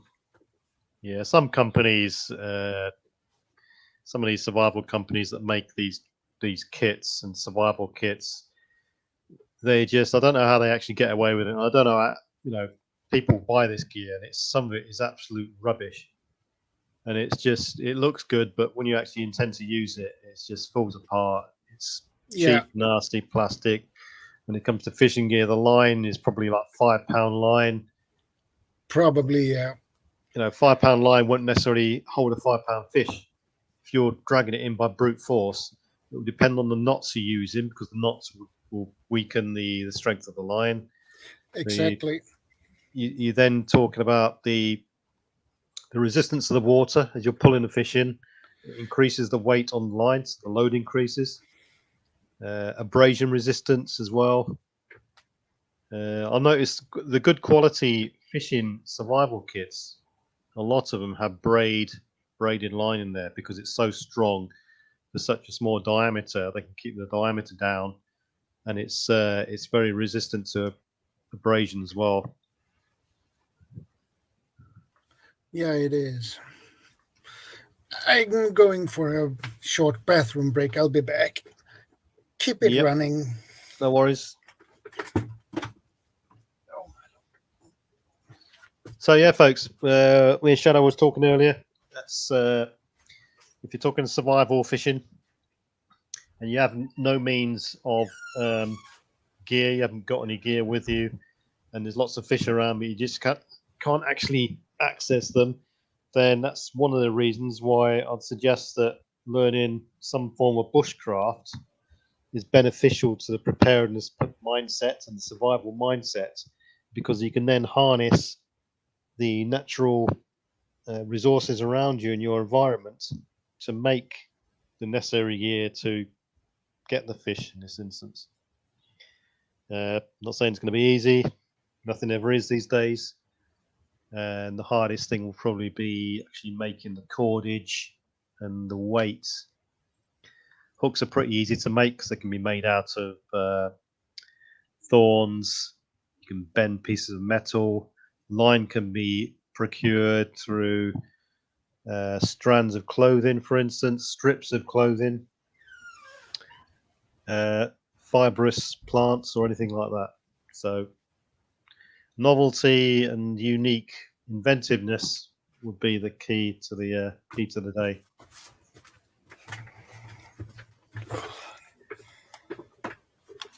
So yeah, Shadow, it'd be interesting to sort of do a challenge to people. I mean, it must have been about 3 or 4 years ago now, where YouTube tagging were all too common amongst people, and they say, "Oh, show us your 3 knives" and all this sort of stuff. It'd be interesting to another one to come out with minimal fishing gear sort of tag, and see people actually use it, or how long it could actually last for. Because it's all right having a minimal amount of gear, but is it going to be actually up to the job? I mean, the base, I could make up a minimal fishing gear now. It would be 1 hook, 1 weight, 1 bit of line, done. However, I go out, and the first time I throw it out into the water, it snaps. That's it, end of trip. So it's got to be a balance of you've got to have some sort of backup there as well. And I'd suggest probably. Yeah, backup is always good to have. I would say minimum 4 weights. That'd be my absolute minimum. Minimum 4 weights. Therefore, that would enable you to have 4 rigs. However, 1 weight might outlast 2 or 3 hooks, because the hooks might bend out. If you get snagged, you pull it in slightly, the hook might bend out. You might try and bend it back, and the hook snaps. So let's say a ratio of 2 to 3 hooks per weight. So you got 4 weights, 12 hooks, and line, just a smaller line basically. Whether that's going to be around a bit of cylindrical wood, or a little ring of wood, or a handle like you get with kites, those sort of little handles, whatever. But you then got the absolute bare minimum there: hook, line, and sinker, as the saying goes. And it'd probably be quite easy to make a float. Yeah, a float is not that hard to make. It's easy. You can take some bark from a dead tree or something. That works. Yeah. You can even make hooks out of plastic just by carving it through with a knife, or continuously rubbing it onto a rock to sharpen, form some sort of shape, or like you say, a ring pull. Or if really need be, then you just go foraging for bits that are lying around. It doesn't take a lot nowadays, unless you're in the absolute wilderness, to find a bottle, a piece of plastic, or anything like that. There's interestingly enough, the first time I saw it was someone called Creek Stewart, who's a survival instructor in America. Yeah. He anyone ever heard of him? Check him up. He's got some really good information there. He runs courses as well. Some are free. Creek Stewart. Anyway, first time I saw this device, it was him. He done this video on this device, and it was a plastic bottle, and he used a knife. Basically, he stuck the knife into the side of this log, put the plastic bottle on top, rotated the plastic bottle through, and it made cordage. And you could probably use that cordage as some form of line, or some form of material to make a basket or something like that. And ever since then, a multitude of other people jumped on the bandwagon and they've done the same sort of video. So, yeah, have a look at that.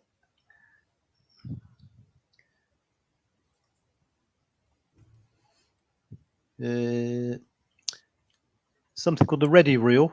That's quite a good device I've seen people use on various videos. The Ready Reel. Okay.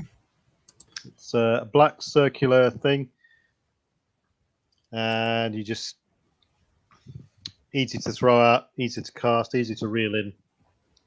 All he needs the hook and weight.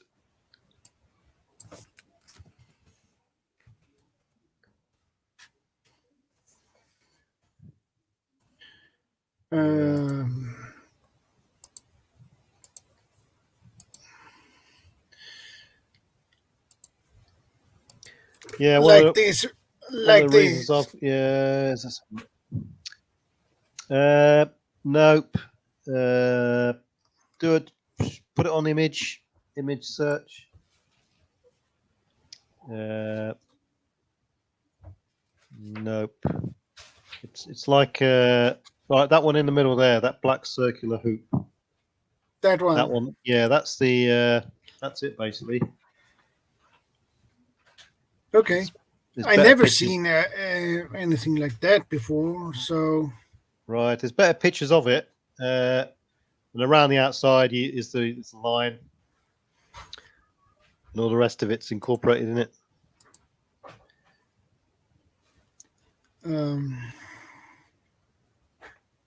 Well, 3 pounds. So No, that's all right. That's probably just for the black circular thing. It doesn't look like the complete kit there.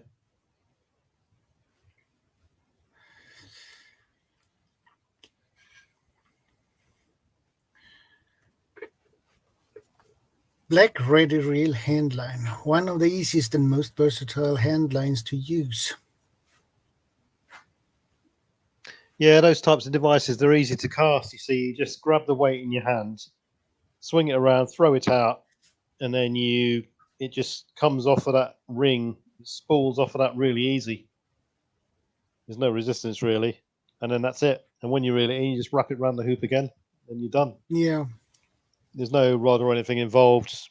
It's quite a robust circular plastic thing, so you're not going to really smash it around and break it that much. Well, that compared to a normal sort of reel, reel has got lots of moving parts. And if you haven't looked after it, haven't stored it correctly, not oiled it or anything, then you can damage it quite easy. Because a lot of people, a lot of people might not know this, but if you've got a fishing kit and the last time you went out, I don't know, let's talk sea fishing, for instance. Yeah. You've done your last cast, you've reeled in. That line would tend to shrink, not because if you've wound it in a certain way, sometimes it can crack the plastic spool that is wound onto. Yeah. Doesn't happen a lot, but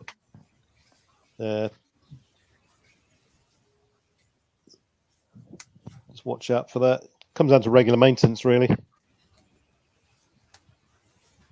Oil your reels.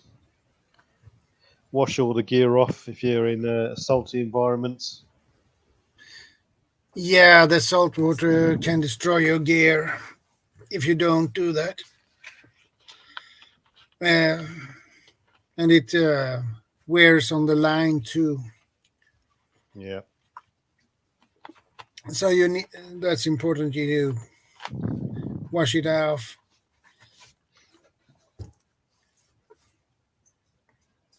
And you can damage your reel too. So yeah.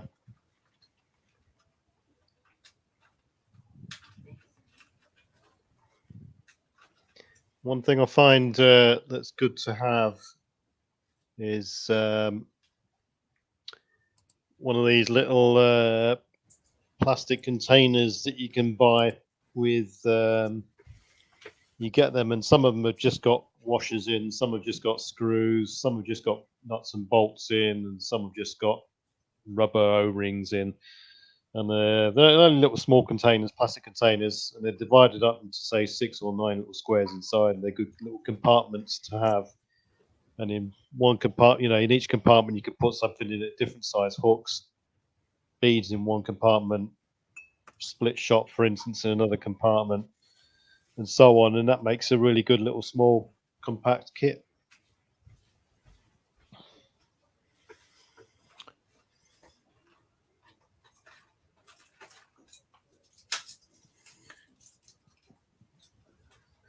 So yeah, it's one of those things that people don't really think of. It's a case of, I've got a fishing kit, and I'll just lob it in the truck. Yeah.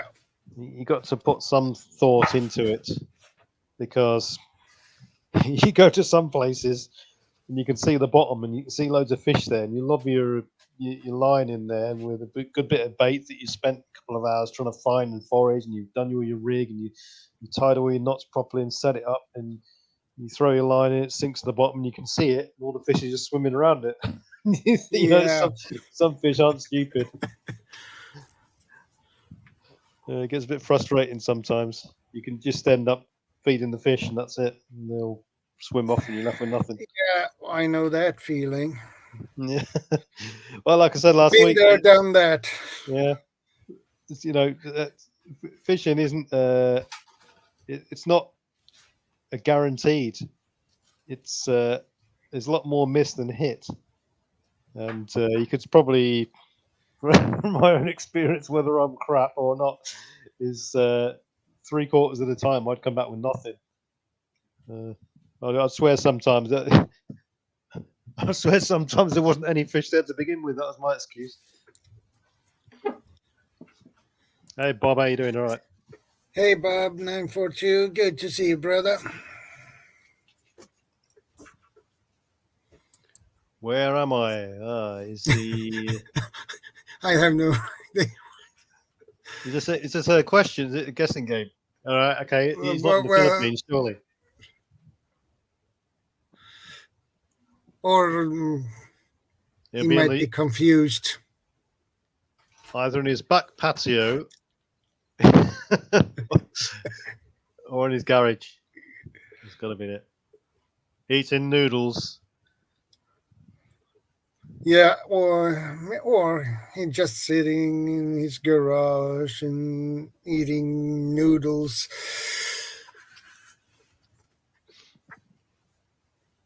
And watch the neighbors.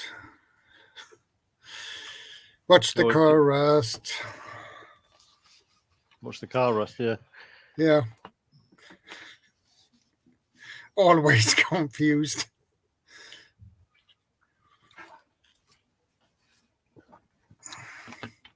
Yeah, I feel confused sometimes too.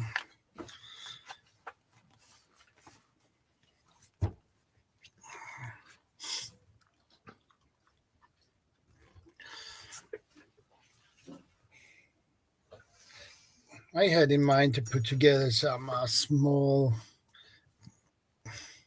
good, reliable fishing kit. Right. There's but the I'm question. Not there yet. There's the key question that you've just said there. Reliable. What do you mean by good, reliable kit? Because that would be someone who hasn't any experience of fishing would say, "Oh, what's does that mean?" Reliable. Well, you need to trust the fishing line, that you have a good quality line, not really cheap one that breaks. So stuff that is tried and tested for your sort of area. Have you ever what sort of line do you use? You use thick, strong line, do you? I can show you. My go-to would just be a standard 25-pound line, I tend to like coloured line as well. Bright orange, bright yellow as well, so you can see it. I use this one. Right, so standard right white line. Oh, okay, see through. What's that? Is that a quarter of a pound? How strong's that? Hey, Bob. Hello, guys. How's my audio? How's my mic doing? Yeah, good, good. It's good. Okay. Using my phone here. My laptop took a nosedive, so yeah. Oh dear, whose fault was that?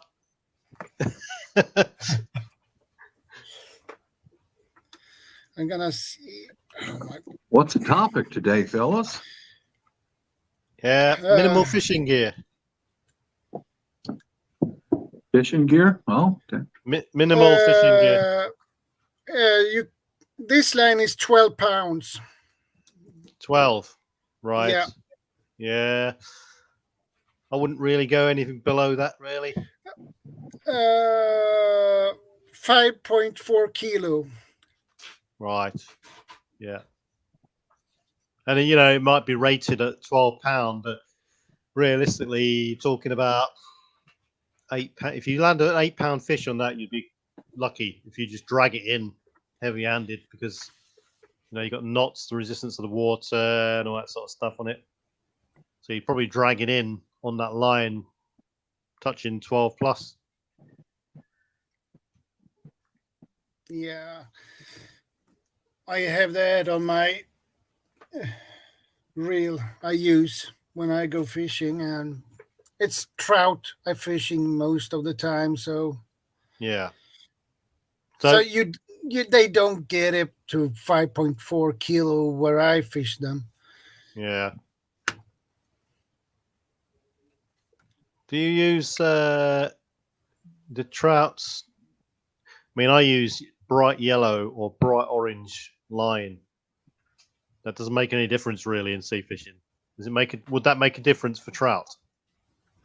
I have used a green line when I fish trout, and it doesn't matter. I catch them anyway, so it doesn't matter.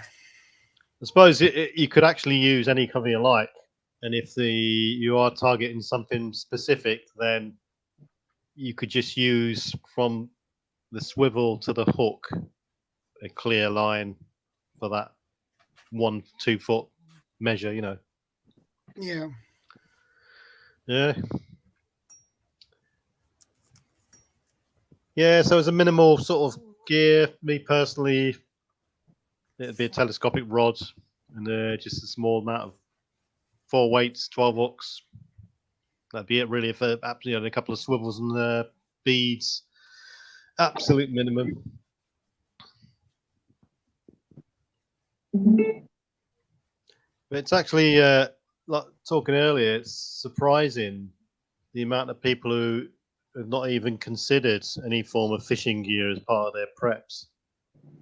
Even as a matter of course, saying, you know, just in case, we'll throw a fishing kit in. No, you know, they haven't got it. Some people, you know, not even considered it, and that's pretty crazy, really. And these people will probably have snares in their pack, which, if anyone's been snaring, they'll know that you've got to lob a lot of snares out to catch one sort of animal. Whereas fishing's probably a lot more easier than snaring, but they put a lot more effort into trapping other game rather than go for readily available fish. Yeah, snaring and trapping, that requires different skill sets, because to snare an animal, or that you need to practice that. Yeah. Because if you set the snare wrong way, you will not catch anything. You need to practice. And this comes back, and learn from someone who knows how to snare. Yeah. This would come back to the argument of you just can't bug out into the woods, because in order to live off the land, you've got to be fully conversant and experienced in hunting and fishing and all this sort of stuff. So fishing, in my opinion, is much easier than hunting. Yeah. Which also makes it a good option for a bug out location. If you had to choose various options, and one of them was by the sea, by a river, that would rank it a touch higher than it up the stakes for the argument to go there. That's what I'd say.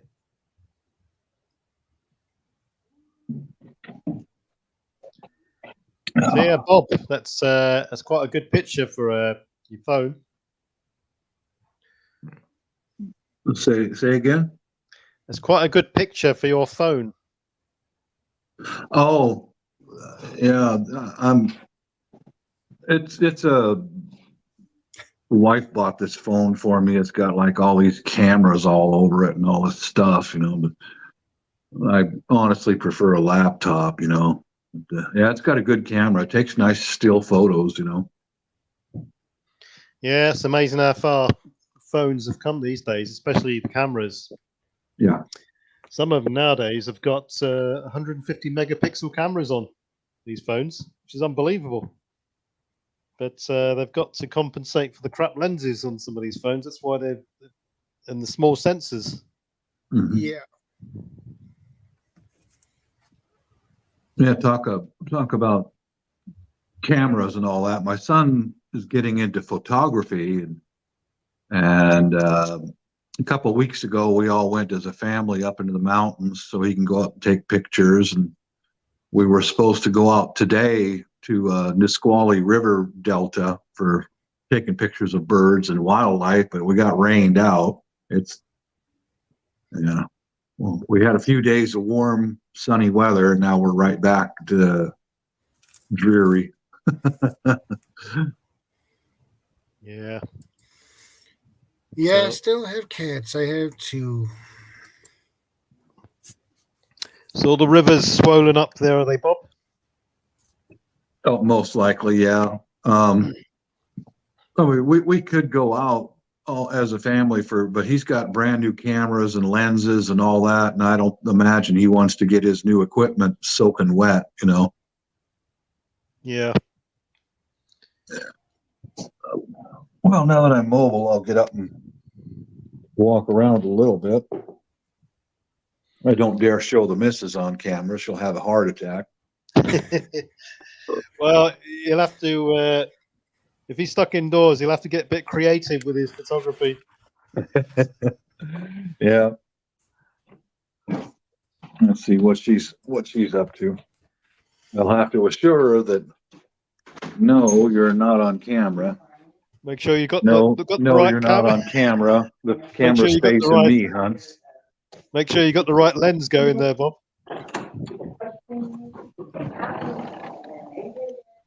Oh boy. Here we go. Rain, rain, rain, crap rain. We just had a week of that concrete Uh-huh. sky.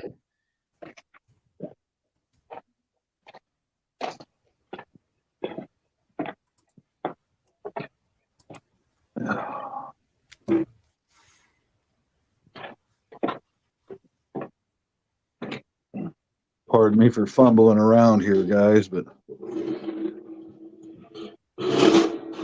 moved underneath the gazebo to get out of the rain a little bit. Wouldn't you know it, using my phone, I'm more portable. I can do more things. And then Yep. the rain comes back. I don't want to be outside. Blame it all on that damn shadow. That's freaking guy. What? Yeah, it's your fault, damn it. I didn't know it get rain in your area. Well, I'm still going to blame you. Getting a good dose of Scandinavian weather. Yeah, you sent it over here. Darn it. What the hell, Shadow? Well, we had 17 degrees Celsius here, and I'm floating away. And tomorrow it will get even worse. We will have 23 degrees, and then it goes up to 25, 26 next week. You can tell by my suntan, I've been enjoying some nice warm weather recently. But today, or yesterday, it started raining yesterday and it hasn't stopped yet. I'm just going to build a little fire while we're talking here, guys. Well, you probably need it.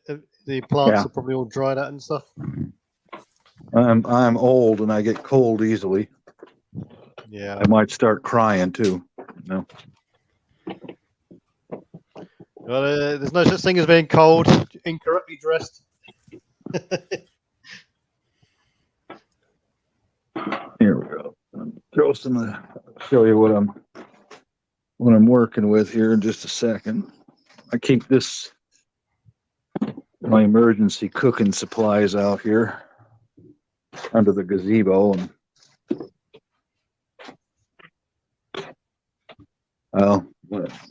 cameras gave me a notification if somebody's moving around in the backyard, and I'm aware of that. Yeah.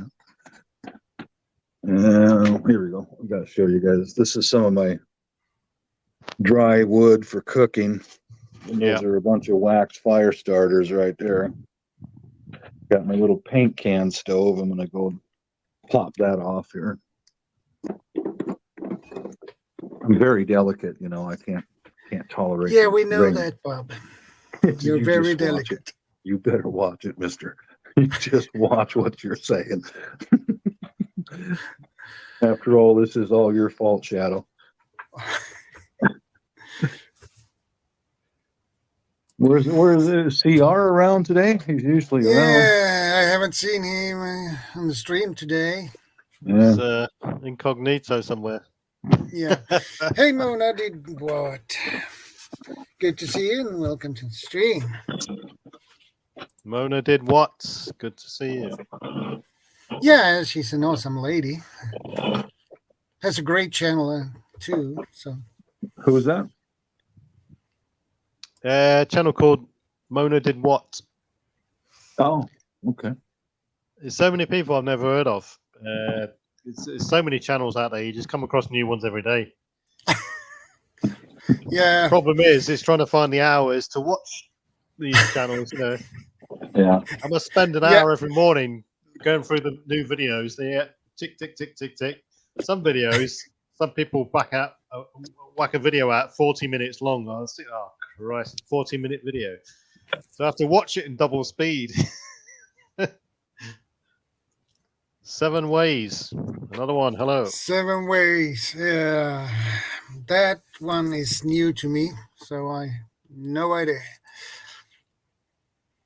Well, you get any hotties in here today, Shadow? Not what I have noticed yet. Darn it. We had Mary Burney on panel. That was nice.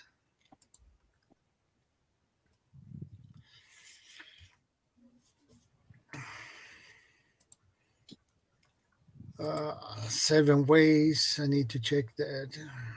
Yeah, I'm looking now. He's got a load of music videos on there. Yeah. Salt and Pepper. That's a blast from the past. Indeed.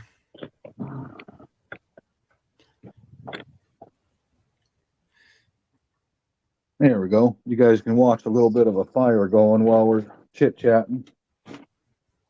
Good. Does that radiate good heat then, Bob?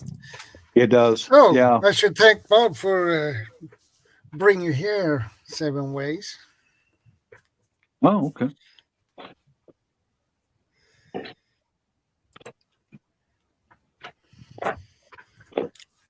How nice of you, Bob, to bring some more people. Oh, well, I got my what we call here in the States my kitchen pass. Permission from the wife, Yeah. Usually before I come to your channel, Shadow, I go to Maria de la Pena's channel. Filipina, lives over in Macau, and she's going to be home in the Philippines for December, a few hours away from my home over there. And Mrs. told me today, yeah, you can go do a collaboration with her. But I wanted the wife to join, but she says, no, I've got limited time off, so you can go by yourself and go meet up with her. And it'll be a good time, man. Have a collaboration video. 7 Ways says, Bob told me there was plenty of bouncy here. He lied.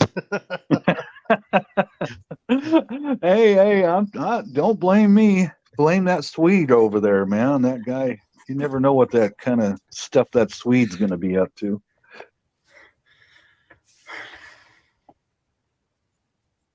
I still don't get it, Shadow. How do you get some of the hottest women on the internet to come into your show? I don't get it. I have no idea. Probably my charm.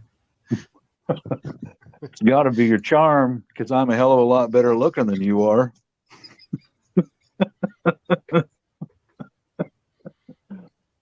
I'm not saying anything. There's the reasons why I cover my face.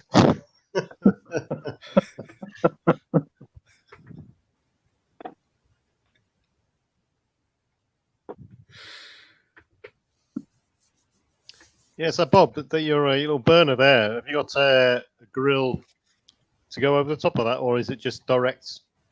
Oh yeah, I've got a grill and a steel plate to go on here, either one or both. All right. Can you adjust the height? Hmm? Can you adjust the height of the grill?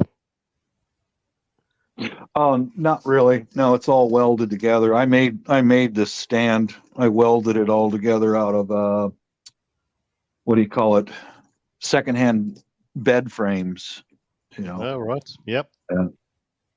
But when they put you got a piece of mild steel I can drop across here, and my wife cooked some stinky fish out here on this thing the other day.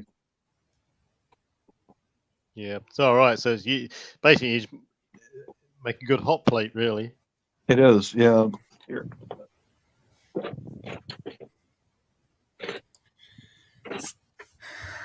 Just a piece of mild steel. Yeah, it is 7 Ways. Yeah. Yeah, 7 Ways. It's me, preparedness veteran. I'm currently in Yorkshire, although I move around a lot.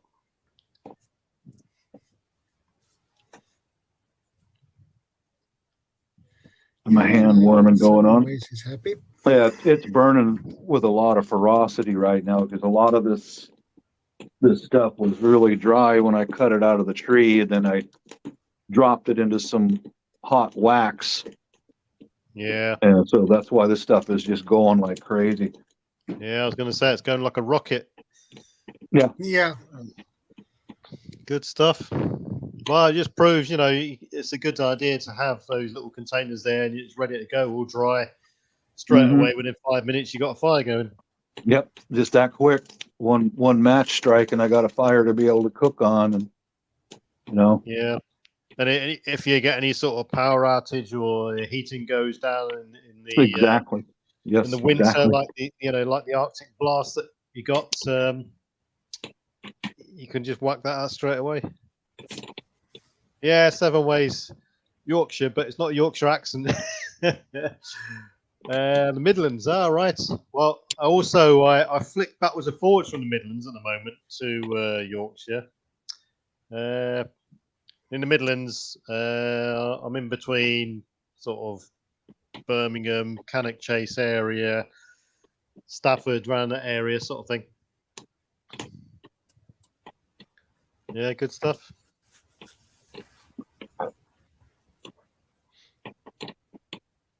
Yeah, so Bob, but you basically got there an alternative heating source and cooking source in one. Yes, yeah, all together. Yep. Although I wouldn't. So it's a bit dubious whether or not you could use that indoors because the flame risk and all that sort of stuff. For indoor, I've got a whole bunch of propane Yeah. bottles, and I got a large container of propane to refill those. I ordered a little adapter to thread it onto the large bottle and refill the small camping size propane bottles. I got a bunch of those, Right. I've been doing this preparedness stuff for a very long time, so. Yeah. Yeah, much longer than I have. So. Got to start somewhere, Shadow. Yeah, 7 ways, Dudley. Dudley. Want to enjoy the garden? That's a British joke. Oh, British joke. Oh, okay. Yeah. Anyway, yeah. It's everyone who's into some form of preparedness or thinks that way should definitely have an alternative form of heating, cooking. If not 1, 2, 3 methods, because the more you got, more robust, and not only that, you say, the fuel to go with it. Yeah, along with emergency lighting too. I've got several ways of doing that as well. Yeah. Yeah, and the more like someone's preparedness journey, so to speak, they eventually get to the point where they've analysed their situation, they've got all stuff they've made and that, and it's just a case of refining their stuff and upgrading it to better options, or even better, making it yourself, the actual specs that you want to. Yeah. But to get to that stage, you've got to have the skills to actually make the gear in the first place. Correct. Like yourself, yeah. You do welding and stuff. Mm-hmm. That's very important to being prepared, is being able to modify to suit your needs. I think it's important. Oh yeah, absolutely. Yeah. And the same with the fishing kits. Yes. You need to have it modify it after your area and your what kind of lakes. Being able to know what the fish in your area like to bite on. That's really important. Yeah. Yeah. If you've got the wrong equipment, the fish will just look at it and go, "Are you kidding me?" Yeah, we was talking about this earlier, the fact that if you buy one of these pre-made survival fishing kits, you've got to know the type of area you're likely to go in or likely to get wrecked in or whatever, because if you buy a survival fishing kit and your boat sinks and you're in a survival raft and you open up the gear and it's full of fly fishing gear, you're pretty much stuffed. Yeah. Although, that sort of example. But, yeah. Not many, I don't see many, I don't really search for many videos out there that show people cooking on their own homemade equipment. Like fish, for instance. I mean, if you caught a fish now, you could quite easily cook it on that device there, for instance, as well. Mm-hmm. Well, this 1 gallon paint can, this is what my wife cooked on during all the years of Civil War and all that. This is what they cooked on, something like this. Yeah. And she gave me the idea, so I modified one, and a clean one, a new one, of course, and then the actual stand itself was my idea, so that we could sit down and prepare our food. And so I did a test on this at nighttime, and I saw that it emitted a lot of firelight, so I welded on a little hinge and a makeshift door to suppress the firelight, Yeah. So, yeah. Because we're suburban, and you never know, if you want to be able to run outside and cook something real quick without everyone knowing where the smell's coming from, you just close that up and suppress the light and just prepare your food and then go back in the house, Yeah. Yeah, 7 ways.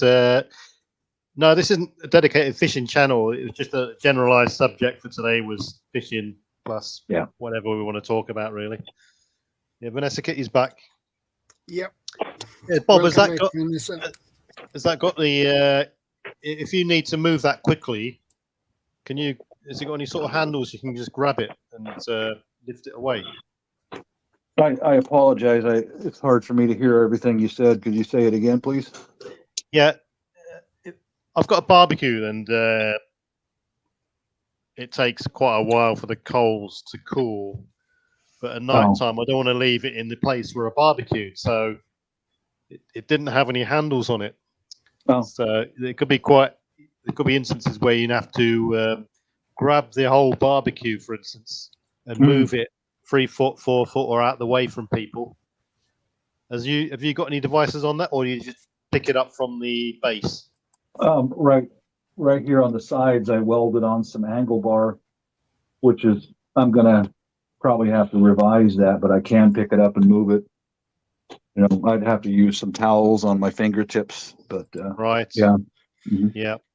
Now that you mentioned that, I'll put a plan in place to We have do something additional. Yeah, outdoors and fitness in the house. Yeah. Good to see you, brother. JP, good to see you. Hi, good evening. Hello, everybody. Great to be here with you all. Hey, our South African friends are here. Yep. Right on. Uh-oh. Are you recovering, or have you just finished all your push-ups, or you? Yeah, I've actually got one of the video for yesterday exporting, because I had to do kind of like double up. So I did this morning I had to do the workout for yesterday, and then I edited that video, finished it, busy exporting, and I've done my workouts this evening when I had to go get milk. I did like the 200 push-ups basically in the street in different areas. So I've got to edit that one afterwards, and then I'll be caught up. And then tomorrow I just got to do the push-ups for tomorrow, and then edit that, and then I'm. It's like it's so time consuming, because like editing sometimes takes like 2 to 3 hours for each freaking video. So like, yeah, it's a lot. Yeah, I can imagine, because people say, oh, I'm going to do a 1 hour workout and so on, but the 1 hour workout isn't just a 1 hour workout. You've got to get changed. You do your 1 hour workout, you cool down, you get undressed, you have a shower and so on. By the time you've done all that, that's two hours gone. And yes, for anyone listening out there who is not aware, check out Guardian Outdoors and Fitness channel, because he's currently doing a year challenge where he's doing 200 press-ups a day, and it's a huge challenge, and I don't think people really appreciate the scale of the challenge and how hard it actually is, because it's, I've done mega endurance events and all this sort of stuff before, and I know what's involved in that sort of thing. And it's not just the toll it takes on your body, but all of a sudden you've got, for a year in this case, a large slice of your day is mental preparation, food preparation, and all the rest of it, and post recovery, nutrition. Your body gets worn down all the time, and so on and so on. And it's the scale of the challenge is so underestimated. I don't think people really appreciate what it involves, and I'll be looking forward to interviewing you when you finish your challenge, because it's we've got a ton of questions written down, and it'll be a good couple of hours, if that, talking to you. So yeah, keep going, and consistency and all that sort of stuff, and it'll be good to see your progress. Yeah, thank you very much. I appreciate that, Preparedness Veteran. Thank you so much, and I really mean it, for supporting the channel the way that you have. There's nobody else that has been as close to my channel, to my challenge, as Preparedness Veteran, and Nick as well, who's occasionally pops in here once in a while. But Preparedness Veteran has been with me every step of the way this year, and it has been extremely hard. I'm always recovering. I'm always sore. I'm always like, there is no room for recovery whatsoever. It's every single day. And it's not just like the push-ups as well. I combine with a lot of other things that I do. and it's time consuming because of my work restraints and family. I've got a little one at home. I've got 2 kids, and I've got like a lot of obligations with my community as well. I'm part of the crime prevention group, and then I'm also a scout, so that goes into it too. And then all the other hobbies combined, it's just like I live an extremely busy life. I very seldomly have time for leisure, to be quite honest. Like it is ridiculously time consuming. So I truly appreciate the kind gesture and the kind words. Thank you for that preparedness. Yeah, it's time management and motivation is got to be a big thing. Yeah, definitely. So I mean, some of the locations you do your stuff in, it's really good as well. It's good to see the environment and surrounding areas and that sort of thing. Yeah, really good. So yeah, thumbs up. Thank you for that. Much appreciated. I've And Shadow, you looking spiffy this evening? Shadow, you're looking great. How are you doing? Well, I'm doing pretty good, except for the heat. 17 degrees Celsius, and it's rising. Shadow doesn't do heat. No, I prefer below 12 degrees Celsius. That's more my style. Sun and heat, I mean, we don't we think it's hot tag when it along gets, that well. we think it's hot when it gets to 17 degrees, 20 degrees, and so on and so on. It's at the bottom of the world where Guardian is. It's winter, and he's on the beach doing push-ups. That's what I can't do. It never changes. Our weather's always consistent. Like it doesn't snow here. It doesn't get no weather. There's very little weather disruptions. So it's great. It's really, really good. That's awesome, Vanessa. Yeah, the variation in weather is quite. It's a mentally weird thing because when I went out to, I don't know, the jungle or the deserts in Afghanistan or whatever, you're in the sand all the time. And for 6-7 months, that's all you see is orange, bland sand, and that you just can't wait to get back to the greenery and just stand in the rain in the garden and just get soaking wet because it's a bit of a novelty. So for us in temperate climates, the variation in weather is we don't really appreciate it that way. Yeah, I think. Hello, by the way, Bob, as well. I see Bob's quiet in concealment there by the fire. Looks really nice. I love your setup, by the way. It looks really, really cozy. Thank you. How are things on your side, Bob? Yeah, things are going well here. Everyone's in good health. Is it also cold there by you? Pardon me? Is it also cold there by you? Yeah, it is today. We've had about 5 to 7 days of nice warm weather, and then yesterday it started raining, and it's still raining today. Went right back to regular Seattle weather. I'm using my phone here. This is only the second time I've used my phone on a live, so I'm old. I'm learning, but I managed to get it to work. Yeah. Does the job. It's good quality, so. Yeah, You'll be ditching the laptop soon and just having a phone. It could be. Although, it's not quite as good as the screen size and stuff. If I can figure out how to upload videos onto my channel through the phone, which I'll get there eventually, but we'll see. That's the main thing is editing on a phone. Which how do you do editing on a phone? I have no idea. You can do. There's some apps you can get for it, but it's not as the same. It's just not as comfortable. It's possible, but it's not comfortable. Yeah. Oh, okay. Yeah. There are 2 apps you can use. The first one is CapCut. CapCut, and the other one is Action Director. I use Action Director. It's a free app you can download. There are a paid version of it. You get more stuff, but good. So, folks, it's my time to go. To bail out, huh?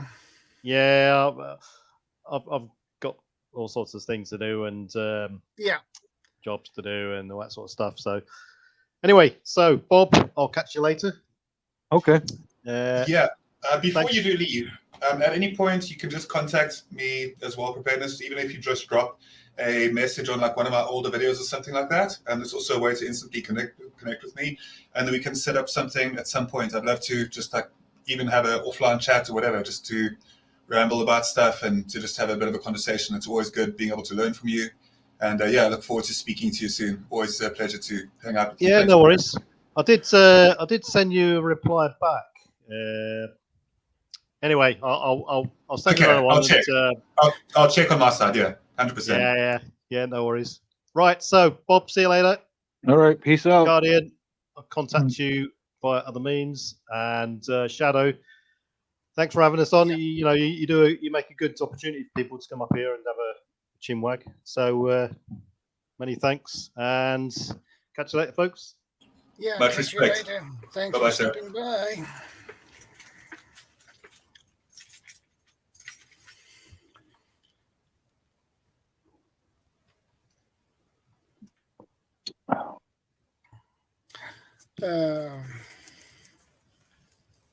CapCut is also a good app if you want to edit your videos, if you have them on your phone. And you can upload the videos from the app to YouTube. Yeah. Go ahead, Bob. So some of these things are, I'm 60 years old, so some of these, I probably just go right back to getting a new laptop and do it on a laptop, because it's these new programs for me at my age is a little difficult, to navigate, and so I'm just whining for a minute. I'm old and it's hard for me to learn new things on the computer.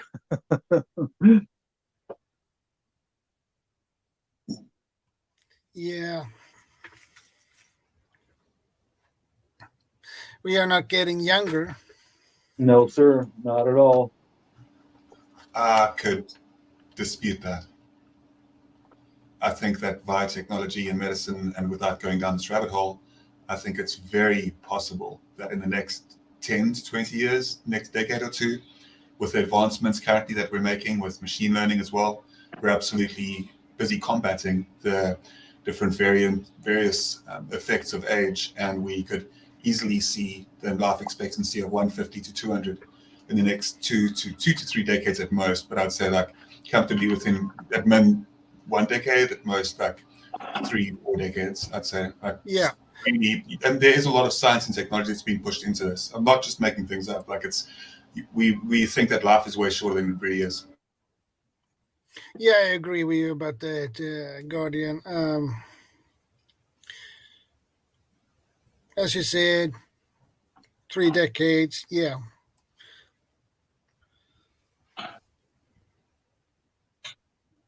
It takes time to develop technology for to make it easier. Yeah. Especially, well, younger people were taught computers in school. Yeah. I didn't have that advantage. We just had to get a computer and start learning. When I was in high school, from 7th grade to 9th grade, we had computers, but we get very little education when it comes to computers. I see. We had maybe 1 or 2 days, or maybe a week, to sit with those computers. But the problem with those computers we had back then, it was not Windows, it was not anything like that. It was so confusing. No software, anything. You could do things. You had to put in special commands. Yeah. To get That- things done. That sounds like the only computer education I had in 1980 in high school. It was it was like writing code. You had to know how to a sequence of numbers and letters to get it to obey one command. Yeah. So the little bit of schooling that I had on computers, I thought to myself, this is impossible. The average person does not have the time to be able to do this. These things are a paperweight and they'll never catch on. But Yeah. and that didn't change until Windows came along and they started writing it to where the average person could have one in their home. And then bam, look what we have now. Yeah. I know what you're talking about, Swede. Yeah. When I learned computer, I began with Windows 3.11. Oh. Yeah. But that was in the 90s. Yeah, 90s. I took a class to learn computers. And it was 3.11. Well, the computer I took in 1980 was a PET Commodore. It was all green screen. or we had another one in the class. It was a Radio Shack TRS 80. I mean, these things didn't even have a mouse. Everything you had to do was from the keyboard. And it was, I thought at the time, this is just there's no way this is going to catch on. This is ridiculous. What am I taking this class for? But at least you had something that had some kind of Windows. What I had was just useless. To me, it was just useless. Yeah.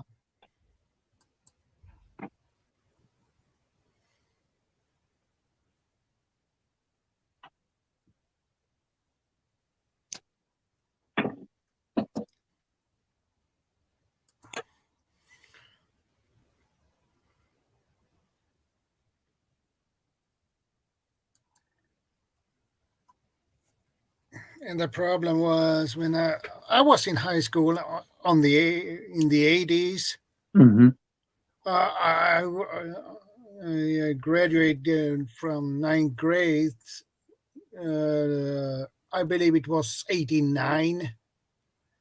No, not 89. I graduated 90 from the high school gymnasium.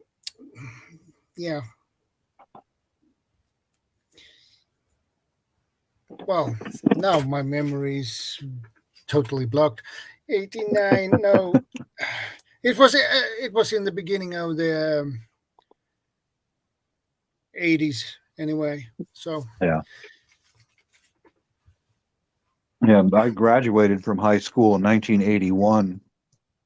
Yeah. 81. I was 10 years old back then.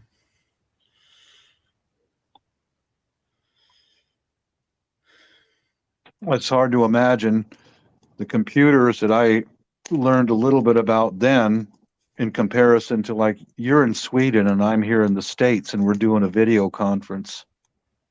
Yeah. The changes in just that short amount of time, 30 years, 40 years, but wow.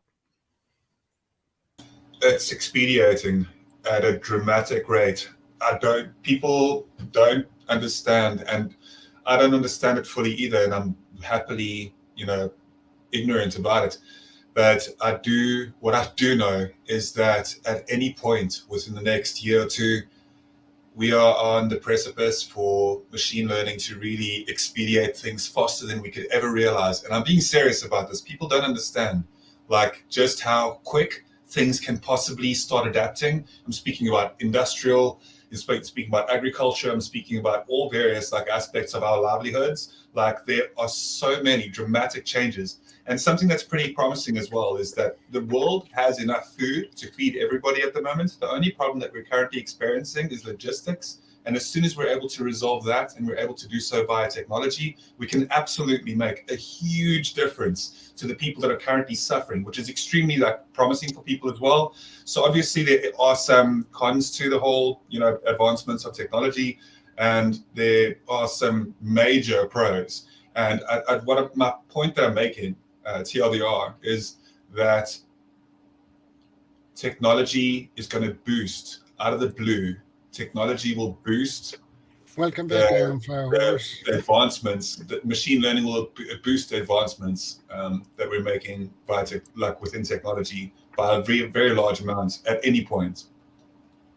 So just be on the lookout for that. Remember what I'm saying. It's going to, like in 1 week this year or next year, in 1 week, a lot of things are going to change very rapidly. Indeed. I can imagine, because look at how much it's changed in my lifetime. I remember when the computers had 2 megabyte ROM and a hard drive on, what was it, 20 megabytes. And then it went up to 4 megabyte ROM to 40, and then a hard drive went up to 50 megabytes. So, and now we are basically on terabytes in hard drives. So the fact that we were using, the fact that you can probably remember, same as me, Shadow, you could probably remember floppy disks as well. Like floppy disk 3.5 and 5 quarters. Yes. Just the fact that we've been in an age where that was around, and look at the advancements with cell phones, right? Being able to use cell phones, like we were speaking about laptops earlier. I had a Fisher-Price tape recorder, right? I can absolutely agree with you. That sounds fantastic. It would even be useful, now. Yes, you see, the Deep Blue computer just discovered 2 fast sorting algorithms at the machine language level. So you see, like, we are really, it's extremely exciting. If you allow yourself to actually get, hyped up about it, and all the technology that's coming around and stuff like that. Sure, I'm also well aware that speaking about all these wonderful things, so the fact that computers could be so much more intelligent than us, we all have this thing, they could be our doom, whatever. They will see things in such a different way. They could potentially change philosophy as we know it. Human philosophy could be altered. And when I say that, I'm saying so in a way of understanding things the way that machines, because machines will be able to understand things in such a deeper level than human beings would ever be able to do so. And also not just that, but we're making headway with Neuralink. I don't know if you guys have heard that Neuralink is being passed at the moment. So Neuralink is officially, if you've been following the whole Neuralink thing as well, but we don't need to go down that rabbit hole. But if you look at machine learning combined with Neuralink, things are extremely exciting, compared to where we could be going very soon. Neuralink, are you talking about an implant of some kind into your body? Is that what you're talking about? Well, yeah. Neuralink is the capacity. You see, a lot of the time what happens is people have a problem and communication is halted by the fact that we've got to put what we're thinking into words, all right? So a lot of the time when we're trying to have conversations, I've got to sit here and there's all these mental things that would be so much quicker if you and I had to not speak, and if we could think, together simultaneously. Not just that, but being able to merge with computers in a certain way. And that sounds very eerie in a certain sense too. But Neuralink is something that is rather fascinating. Yes. Oh gosh, I'm 5 horse springs to that. I speak about that every day at least once. I'm not even joking. Even if it's passing, even if it's for 30 seconds or a minute, I'll bring it up in some way, or it'll pass through my head or something. Like, yeah, simulation, the fact that we bring up Elon Musk here, which I know is a bit of an interesting topic in itself, but Elon Musk believes that there's a 1,000,000 to 1 chance of we not living in a simulation. So there's a very, very, very, very high likelihood that this is all just simulation. But the thing is, what are the confines of that? Like, what does it even mean? Like, what does it matter? Does it make a difference if we are, like, all these questions? That would really, Yeah, speed. I heard about they try to, as Guardian says, that is, you think, and you have a chip in your head, and you think, and that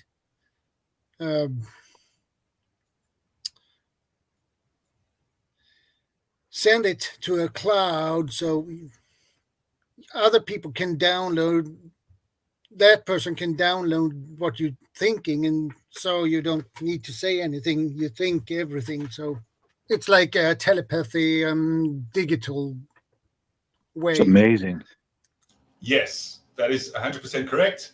And not only that, but yeah, just being able to communicate, it's going to get things. So things basically, with that technology, I could sit here and think, and you could download it and give your response.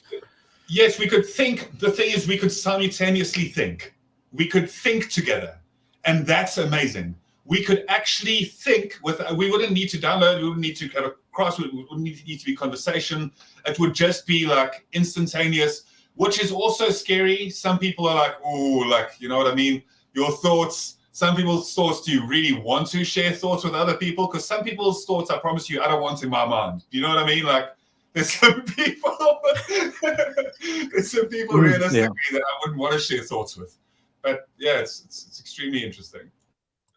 And if I say interesting one more time, it's because we're on this topic and there's just like so much, for lack of a better word.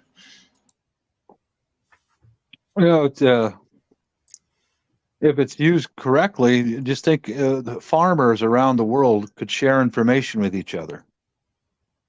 How to grow more food, or how to immediately new ideas on to stop soil erosion, and how the world could flourish if it's used in a positive manner to help other people. And quite coincidentally, people are better than you think they are. We all think that it's always these evil, corrupt politicians, for example, or something, right? But a lot of the time, politicians' mistakes and stuff are just usually human error. Believe it or not, like politicians, we have this belief that they're all absolute evil, right? But the thing is that quite often they're just people that have been in a position that are trying to do something and things fail. And then everybody's like, oh, they're out. Like, I get that there is a whole bunch to it and there are dark sides to it. Of course there are. But I'm saying, like, human beings, for the most part, want to, like, help each other. They want to see things flourish. They want to, you know.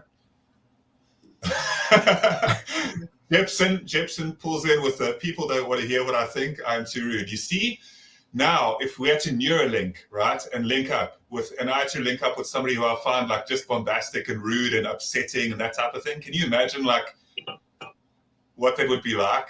That'd actually be very interesting. I don't know. Like, I think sometimes, because listen to me, you learn the most from people that you disagree with. You don't learn a lot from people that agree with you all the time or that you agree with and stuff. If you want to learn a hell of a lot about yourself and about people around you, be around people that you don't agree with. Be around people that have different opinions. Like, it's an amazing thing. Yeah, I can see a little bit of a problem because if I would have a chip like that and connected to the Neuralink, I can, if I'm at work and think about the next stop, and everything gets up into the cloud, And hey, a new message from him. Well, we download it. And well, if you sit and daydream, that would be nasty. You need to find a way to delete it somehow, or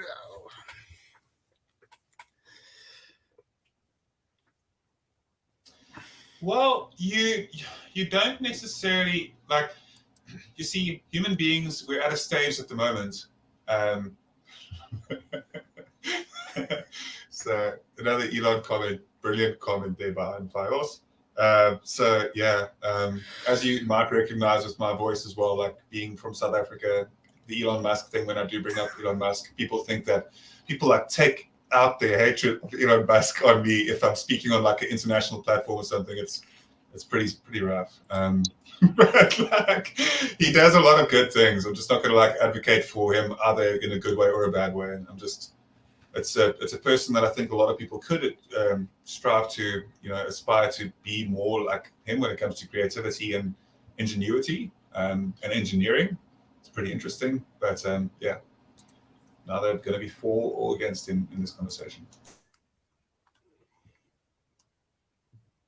Well, that would be fascinating, especially, well, say physicians and surgeons have a question, and they can get an instant answer to their question instantly.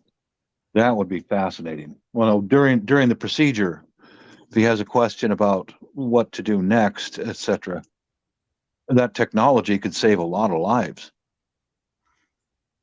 yeah, it could.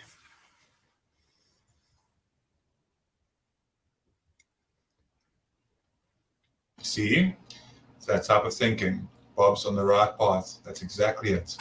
It's this type of thinking that we can think in a positive way about the benefits that it could have. And obviously there are negatives, but there are an astronomical amount of benefits. Things could become, you see, human beings, we're not made to be like in cubicles and to be slaves to like a little office space and Correct.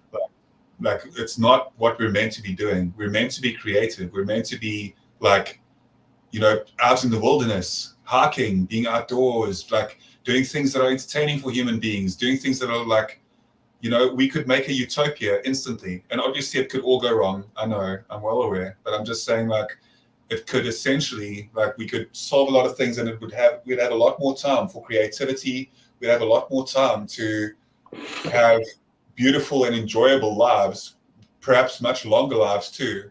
The future could look amazing. Like we're at such an interesting place in the history and the timeline of the human species. Mm-hmm. The GPS here use computers that red flag if they write a prescription that isn't right, but they can override it. Well, I would hope that new technology would be up to the user's discretion to use it for, you can make choices. Now, I'm sure there's going to be some creeps out there who would use that technology for some harm, but I think the vast majority of us would be for entertainment and for education. I hope, I don't know how the programs and all that would work, but I think the majority of us out there on the planet would be using it for instant education. And I'm all about that. I'm good with that. Yes, there's definitely the problem comes in with the ability for AI to make things seem difficult to know what is real and what isn't. That's something that could actually be a problem, where we have things that are like you're watching a movie and you don't know, like and that's where this gets very like upside down, is because it's becoming easier and easier for AI to just be able to create anything. They can create all the posts that you read could be fake by AI, all the YouTube videos. You can go right now and you can create an AI YouTube video that's very good AI YouTube video that'll be way better than any of the videos that all three of us would be able to create by far. And if you just use some AI, if you use AI to write a script, you say AI, you just like ask the AI to write you a script for a great YouTube video, an engaging one, preferably a scary one, because people love scary stuff. I'm telling everybody right now, and I'm being serious. I'm not doing it myself because honestly, like, I'm not doing it. I don't know why. Maybe I'm a bit lazy or something, but I'm being serious. You could absolutely make so much money if you just used AI to create a good script, and then you can have a video created by AI. You could have the voice created by AI. You could do the whole thing entirely from AI. Do this amazing video. You post it on YouTube, and you could ask AI to give you good keywords. It gets really interesting. Mhm. And then you could, I don't know. I think you could go really far with it right now if you wanted to. But I don't do it. So I'm speaking about all this, but not doing it. So whatever.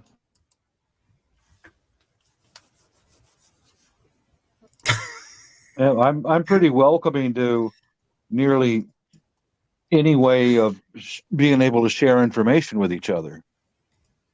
Because my theory on life is the day you stop learning is the day you start dying. That's my outlook on life. And if they could make sharing information with each other faster and easier, man, go for it. You know. Yeah, but adventures with SOG, like, human beings are already so extremely easy to control. Like, there's no way that we could be easier to control. Like, the way that we are with media and stuff, and we all follow like sheep and stuff in every way.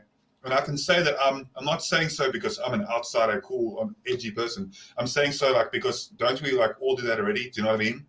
Like, a lot of us already are so controllable by like the people at the top.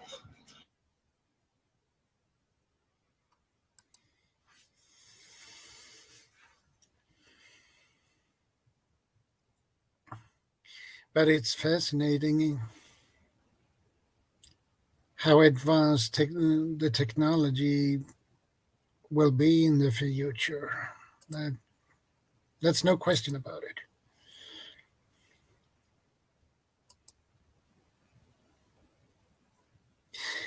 But the question is, if there would be an EMP, would that chip you have in your head be knocked out and destroyed? That's a good question. Yeah, so Yeah.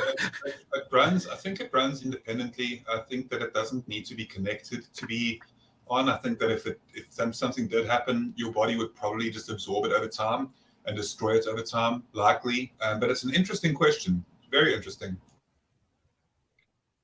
Yeah, because if you're connected to the cloud and upload and download everything, and an EMP happens, and oh boy, I can't upload anything anymore because your chip in your head is fried. Well, yeah, not just that, but even what about solar flares? Like, what about like a Carrington event or something like that as well? Yeah, like, yeah, EMP events like that, you know, natural ones. yeah. That's I mean, that is basically an EMP, but from the sun. So Yeah, so that's also that concerning. It is, and then I don't know, like, so AI could, and not just AI, but like what people are able to do at the moment. The biggest apocalyptic type scenario that could be right on our doorstep is the internet going down. And people say there's no way that the internet could go down. But if you also look at how much internet security services and companies across the world are breached on a daily basis, and how much money goes like missing online, and I'm being serious, it's amazing. And like, and all it takes is a big enough worm to just like go everywhere and just stay put for a bit and just. But the thing is, there's a lot of backups, and I've had a lot of conversations about this because a family of mine are very much into the IT field. So we've had quite depth conversations at depth about how it would look. Obviously, without the internet or your banking, we know it ends up being a SHTF pretty quickly. Because people get desperate because, you know, you're how many meals away from total collapse. So yeah, just-in-time delivery service and all that type of good stuff can go into this. But anyway. I agree. Do any of you have implants of some kind in your bodies? Well, I have titanium wires and I have titanium plates in my foot, but nothing of electronical things. I don't need that.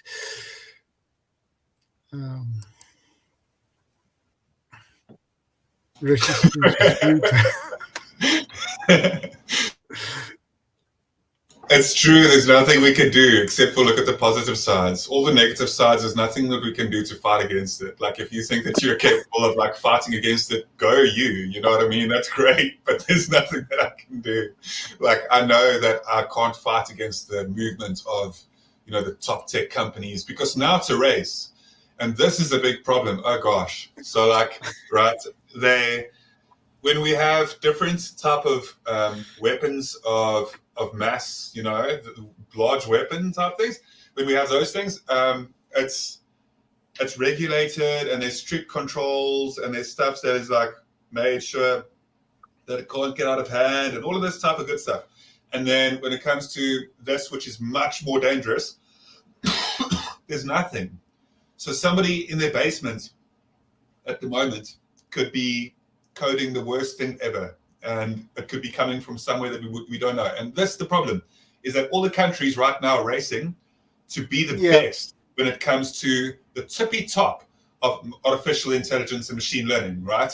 So what they've done is they keep putting off the safeguards. So what they're doing is they're all the things that would usually prohibit the technology from getting out of control. What they're doing, because they're trying to be the leaders in the technology, because the first country that is able to make very advanced artificial intelligence, that means that they will be the absolute leaders of the new world in every way. And there's no way that you can argue against this. And I'm being absolutely sincere, right? It's insane. Hey, Woman Outdoors, good to see you, man. Very interesting. Howard, by the way, welcome to the stream. Plenty of titanium in my body. The arm typing is, this sentence is a direct result of the rebuilt right arm.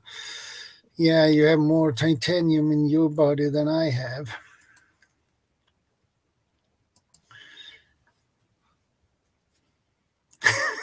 You will be assimilated. Yeah, better get ready. Get ready. Titanium hip tube, okay. Elbow and right GHT firearm bones replaced with titanium. Okay.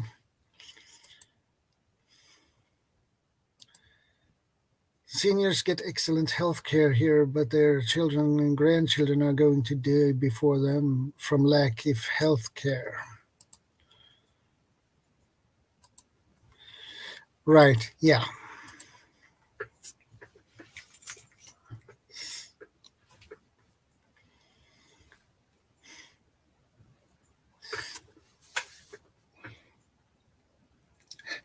Technology, by all means, it's good as long as you can use it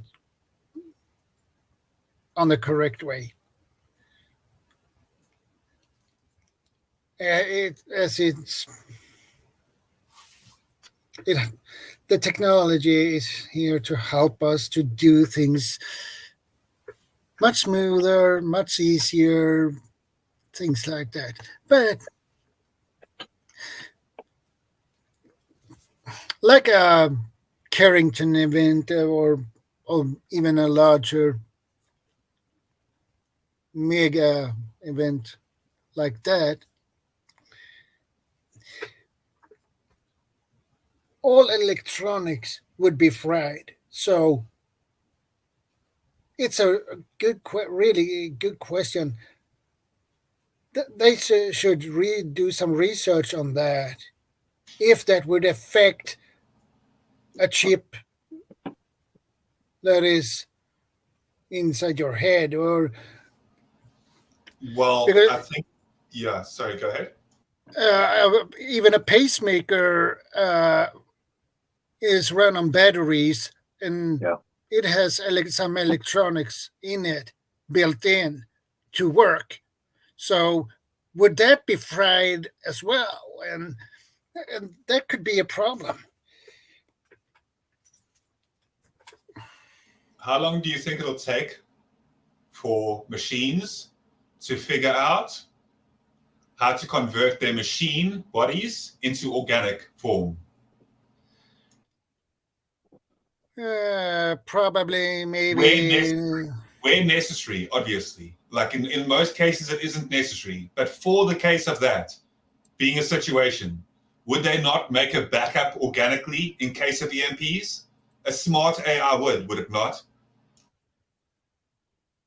Yeah, that would be the logical thing to do. So I agree with that. Yeah.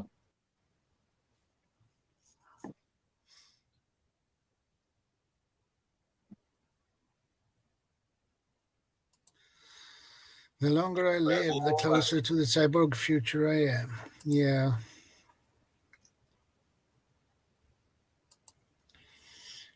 Gee, maybe I'll get a metal detector.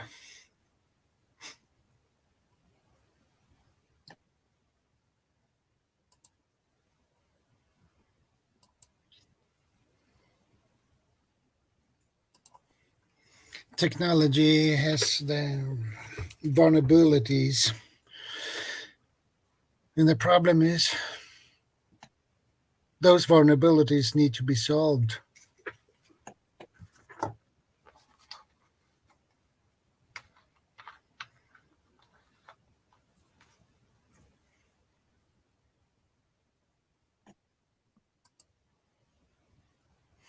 The longer I live, the closer to the grave I am.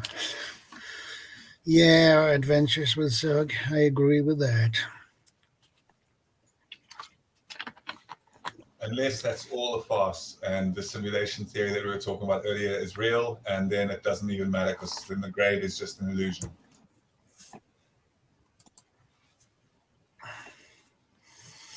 Or we're not supposed to go down that far down the rabbit hole. Well, it's interesting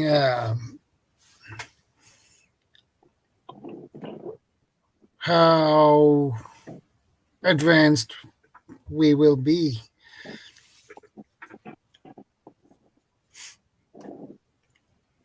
In the future, in 200-300 years from now, who knows what kind of technology we will have then.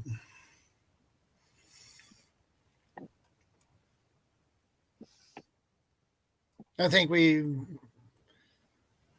healthcare and medicines would be more effective, less side effects, probably.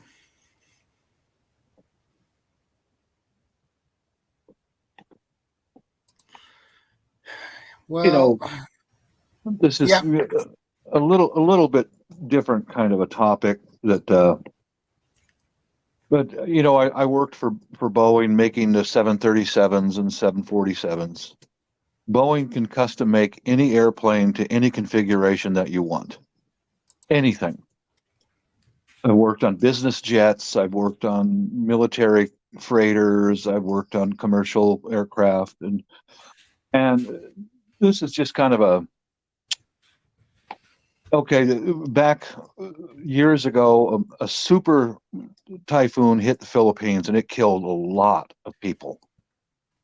And I thought to myself, well, I wish there was a way that we could coordinate the wealth of the world to be able to buy mobile hospitals, aircraft-based hospitals.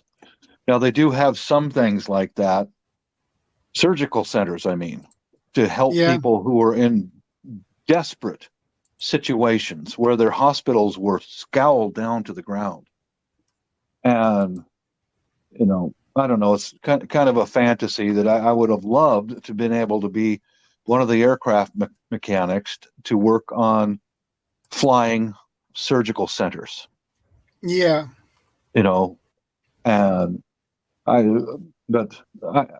we can do it, but you got to have the governments to be able to come up with the funding for it to save lives, not take lives.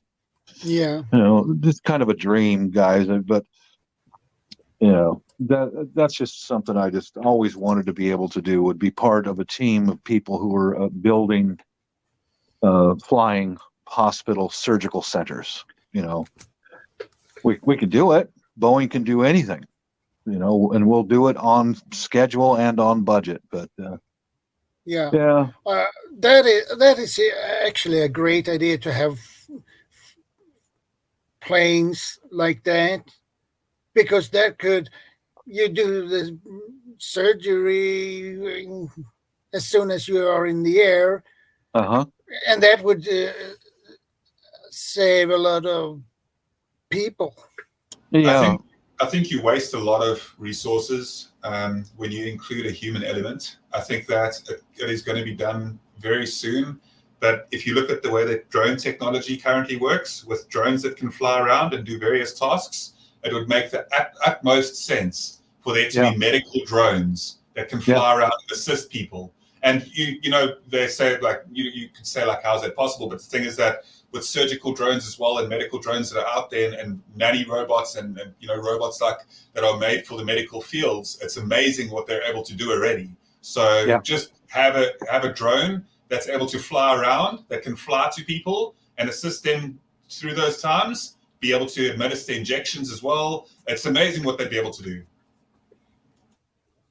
Because currently, when there's a global disaster, there's a guy here on YouTube. It's called the Average Iowa Guy. He was a surgeon, and when that major disaster happened there on the island of Samar, they had to fly the teams with all their equipment, land in the area, get from the airport to where they're needed, and then manually set up tents and surgical equipment. You know, and that takes a lot of time. But you know, I just thought it would be fantastic if I would have been one of the mechanics on a project like that, to where they can bring the patients to the airplane, one airplane full of surgical needs, like the pharmaceuticals, etc., and then actual surgery centers on the airplanes, bring them in the front door of the airplane, get them to the surgery table, and bring them out of the back door of the airplane to a recovery tents.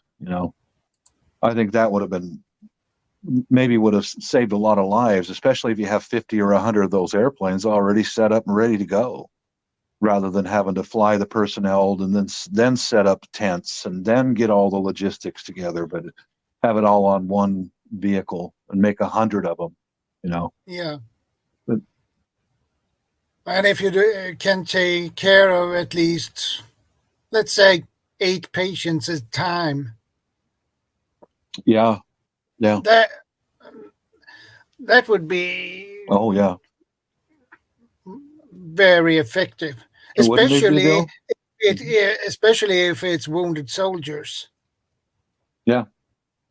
Well, like the Boeing's 777, it's an enormous airplane. You could do that on board one of those airplanes, have a half a dozen surgical cubicles in there, and you know, bring the patients that have been stabilized through the front door, go through the process of getting them fixed, and then out the back door to a recovery center off the airplane. Yeah, that was one of my dreams, because I did have some feelings about working on aircraft that were military, that were there to support the taking of lives. I would have had a much cleaner conscience working on airplanes that were there to save lives. You know. Yeah, I agree. Yeah, but that's my little ramble. Sorry, guys. Well, I agree. It's better to be part of build something that saves lives than take it.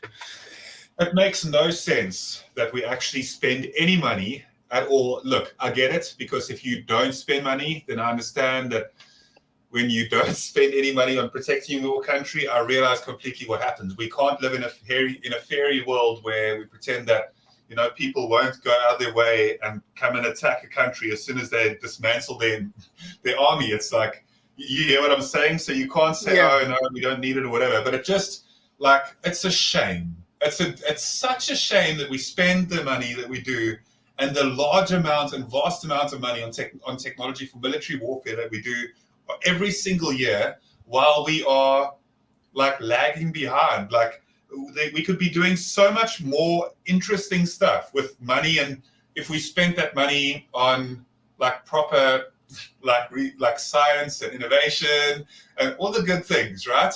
But we spend it on like being able to blow each other up. It like makes no sense at all. Like it's just so silly. Like it's, I don't know, it's dumb. Yeah, because we've got the skilled labor force to do nearly anything. You know, like myself, for example, I can speak for myself. If you give me a set of blueprints and the parts, I can build you anything. You know, but we spend a lot of that stuff on ways of destroying each other. I think it's just shameful. It really is. But that's, you know, it's just shameful. Maybe in the future we'll learn to get past that, but it's realistically, I don't know if human beings can do so. And that's where I kind of believe in the whole the prison planet, like the whole zoo hypothesis, where like good to see you too, Hendo, where we're like basically Australia of the universe, where we're like the prison planet, and they send, because human beings are a lot of like, the things we do and get up to and the way we treat each other is just beyond me.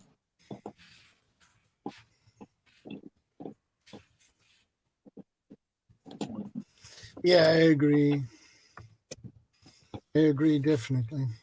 I do 100%. like, there's an example of something that I really is incredible. Is off the shore of Saipan.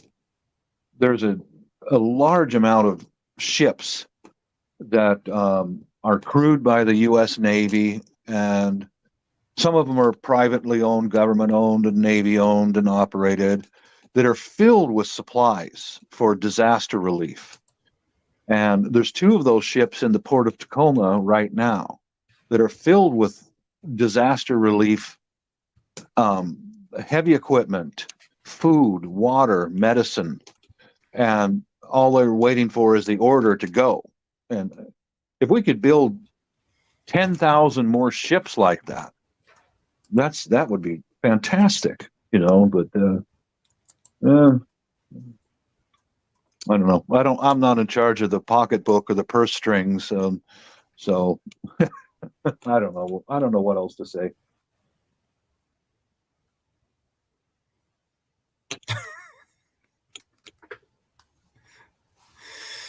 Citizen Guardian watching way too much sci-fi Hollywood weird dystopian movies again. Oh, so funnily enough, right? So because I enjoy like science and technology, and I work in the technology field, it's kind of like my career to be invested and involved and to understand what's current regarding technology and innovations as well.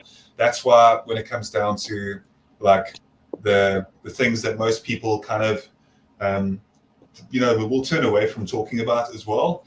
Like, I have the most amazing conversations with my wife, because she's one of the few people that are willing to actually like really get deep down into conversations. And because most people are like, why are you talking about that or something, you know, like, and yeah, it's just, that's unfortunate. It's unfortunate that human beings are almost scared of talking down into rabbit holes that are too deep about things, because they say, no, you can't speak about it. Why would you talk about like too much technology and like the fact that like things get the way that they do?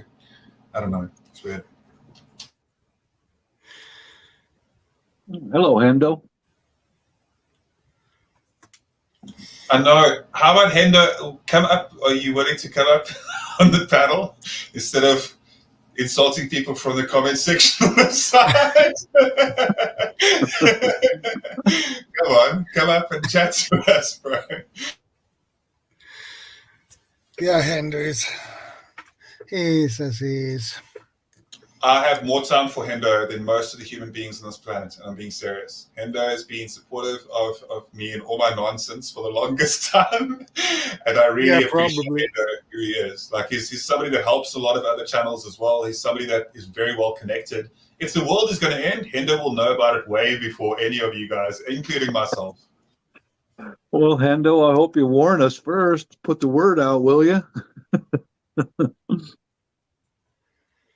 He knows things like days ahead of time. Sometimes he'll send a link or something to something, and then like 2 days later, I'll see like big breaking news or something. But it's like, Hendo sent that a while back.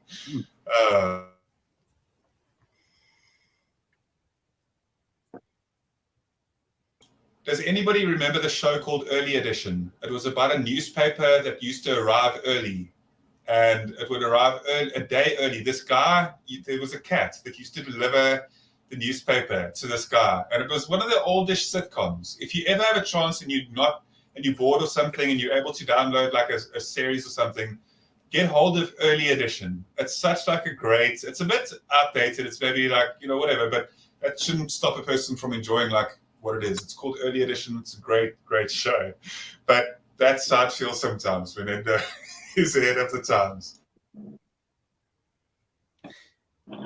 Thanks for the tip. I will take a note on that so I don't forget it, because I have a tendency to.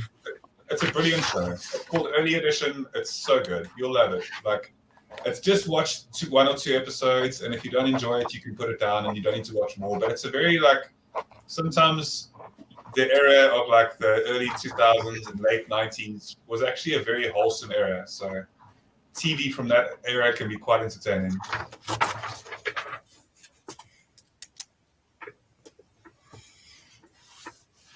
Yeah, I can see if I can find it. So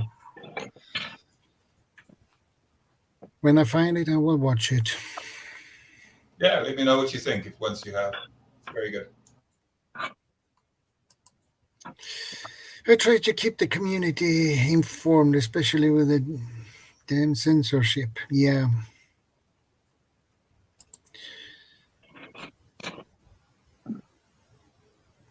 And Early Edition rings a bell for Hendo. Did you pick up the comment that Seven Ways made earlier? And I hate to say it because I try to be respectful to all people and all their cultures and religions and everything, right? I really do. But like Seven Ways brought up a very hard truth, is that religion is actually like, it's keeping us behind in a lot of ways. And it's unfortunate. And I respect people's religions. I understand people have faith. And I tip my hat to anybody with faith as well. I think that if it wasn't for faith, things would be very different in the world, okay? And I'm being serious. So in some ways, it's a brilliant thing. Really is. But in other ways, yeah, it can cause problems, is the best way of putting it. And it can slow down innovation and technology and things like that. And it can cause people to have war with one another, which is never a good thing. And there are bad sides, but there's also the good sides, which you can't ignore. I agree.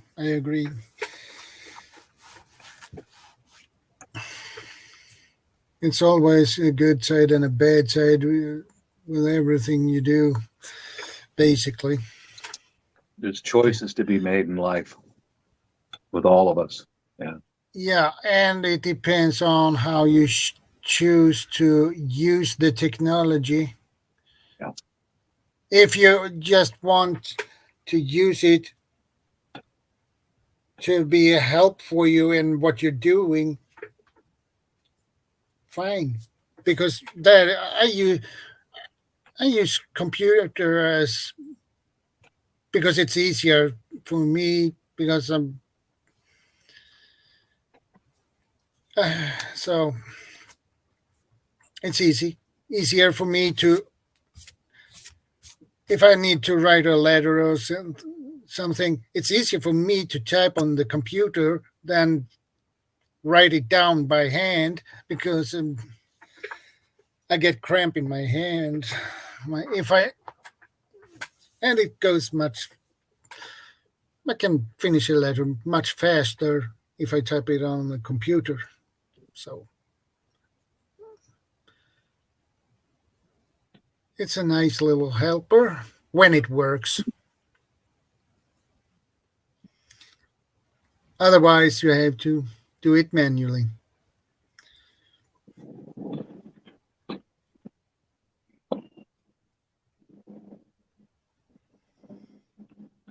Well, the rain has stopped for the moment here.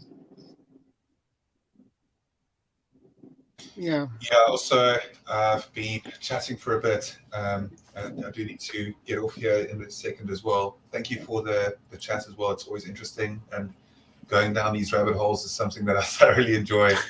And there's a lot that we don't understand, I think. And I'm always, I think one of the best things ever is being willing to acknowledge and know that there's so much out there that I'm just absolutely ignorant of. So being able to be a sponge in the world and being able to soak up as much as I can and take in the good and leave the nonsense is always a good thing. I'll leave this by saying that I believe in God because the first time that I saw my oldest daughter being born and I looked at her in the hospital and I saw her face, I knew that there was a God. And whether people want to believe what I'm saying or not, Absolutely.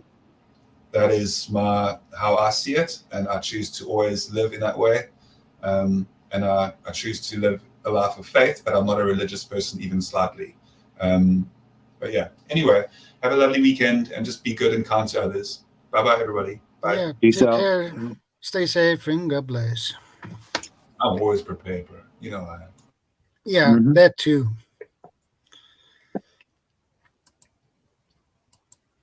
Oh, wait. Mrs. just sent me a message. She's going to go out to some thrift stores. Okay. Oh, that's my element, man. Junk store. Yeah, she might find something for you. Yeah. I love the secondhand stores. I love them. And so I'm going to bounce off here, Shadow, and I'm going to go hook up with her, see if she wants me to tag along and help her spend some money on junk. Yeah. So peace to everyone. God bless. Yeah, Thanks for take having care. me up, Stay Shadow. safe. All right. You're Later. very welcome. See you later.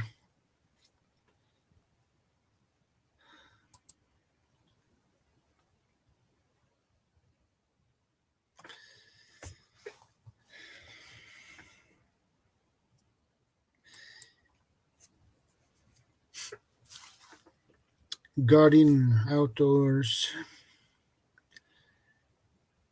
fitness. He has a second. That is his second channel. He has another one. Guardian prepping.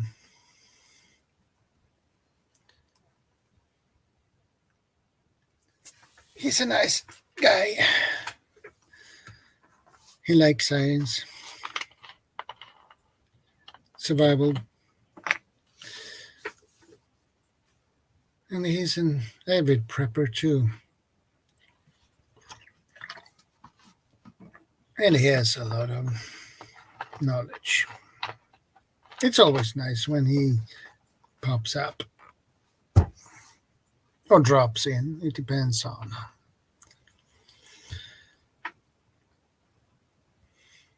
Yeah. I like science too, and nature.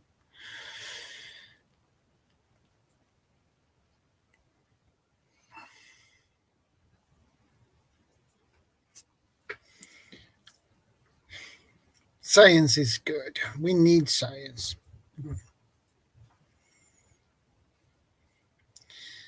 How can we evolve if we don't use science?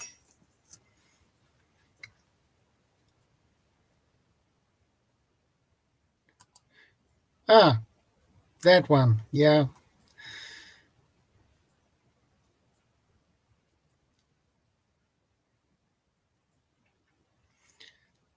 That pate was really good and delicious.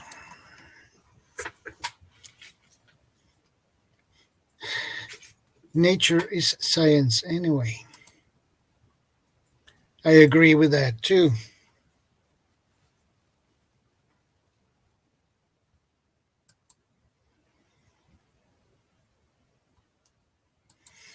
Yeah, Bob like to go to junk stores.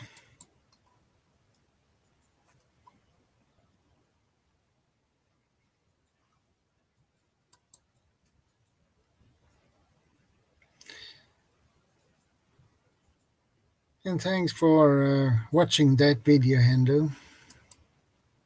I appreciate that.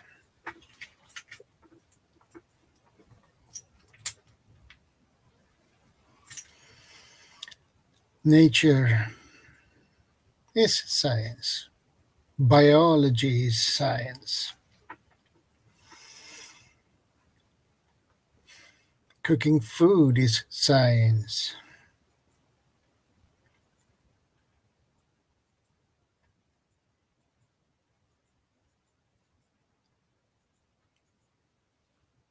Well, cooking food is more like chemistry.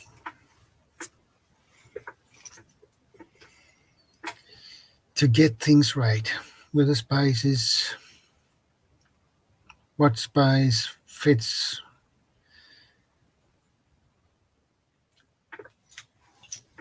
with the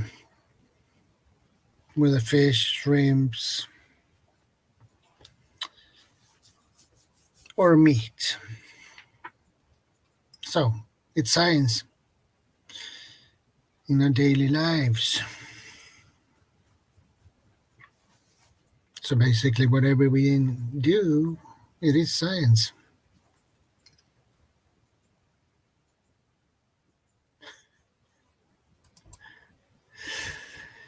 True, I was just going to say chemistry, lol. I blow up my kitchen all the time, lol. Just kidding. Well, that would be not good to blow up your kitchen.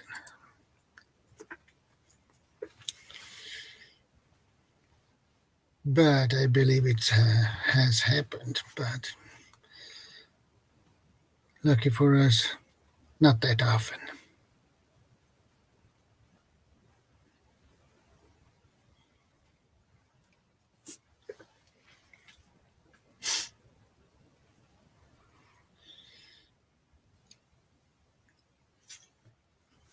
So, basically, science is everywhere, wherever you look, wherever you look at. It is science.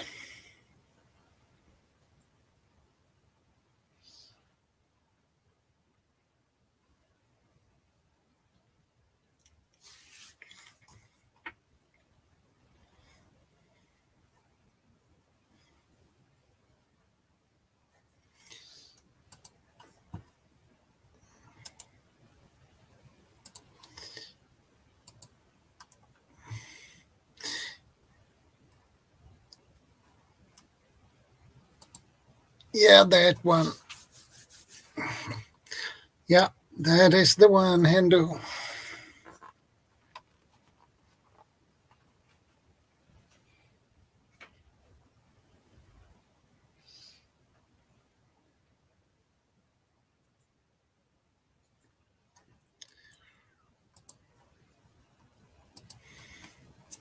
When I was a kid, my grand's pressure cooker blew up. It was embedded in the ceiling. Lol. I've never used one myself for that reason. Whoa, that is not good when your pressure cooker blows up. That must be some leak somewhere. It must be a leak somewhere.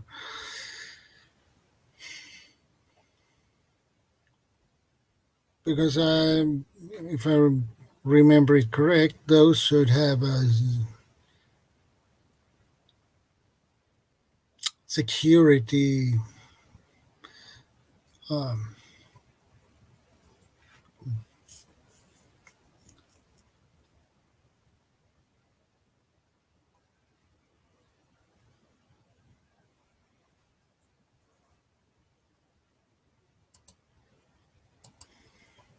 Science tends to clash with religion at times. Maybe. Sometimes. Yeah, especially in the past. Indeed, Hendo.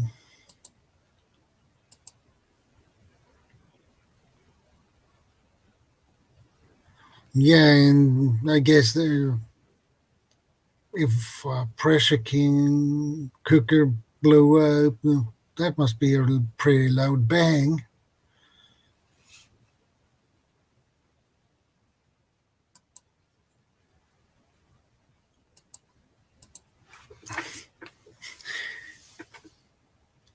Do you have any advice on radiation if the nuclear power station is blown up?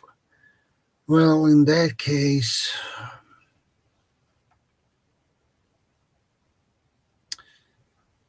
iodine tablets is a good start.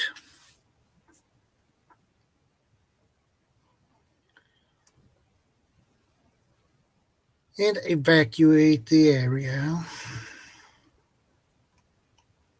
and move as far away you can get.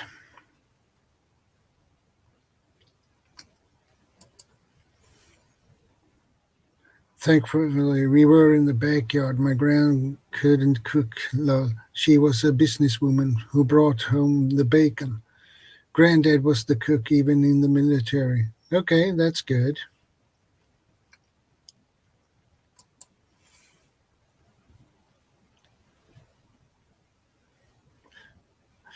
Hid in a lead fridge is a good start. Lol. Well, I don't think they make lead fridges.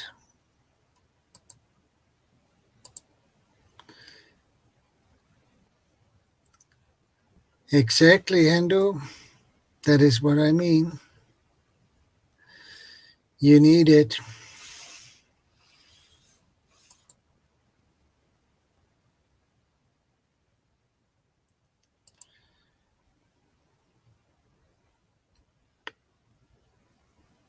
You don't need iodine if you're 40 years old or older. Well, I have to check that up.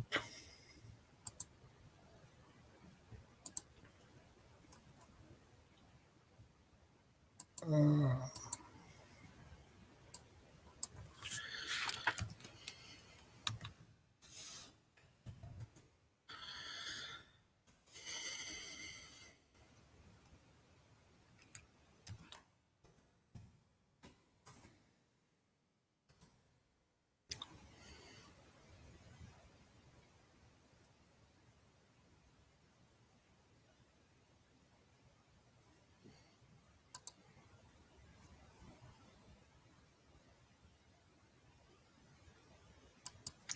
no, they aren't.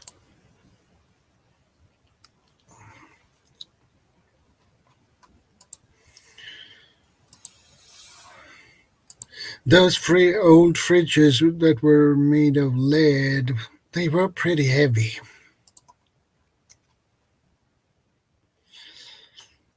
That's a lot of weight.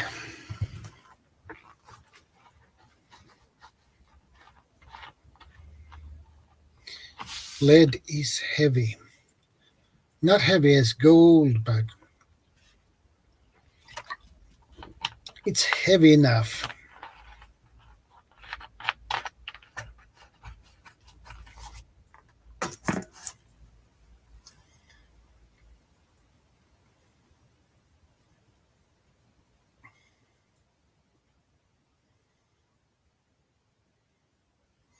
Or otherwise,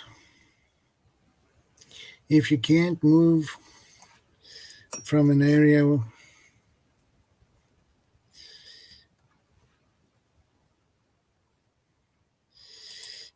yeah, remember that. Yeah, Chernobyl, Hicknell, them parts of the Sweden. Yeah.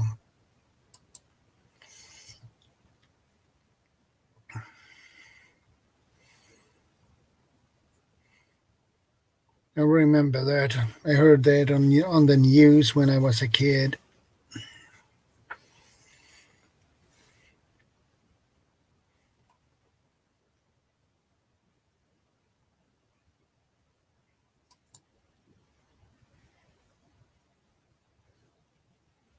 What I had most of my thyroid removed when I was 40 because I didn't eat ionized salt, and I have to eat ionized salt to keep what's left healthy.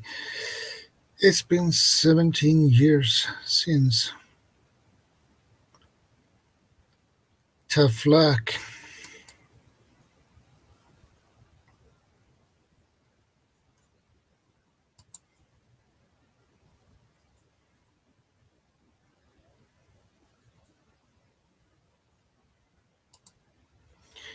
Thanks, Hando, for the recommendation.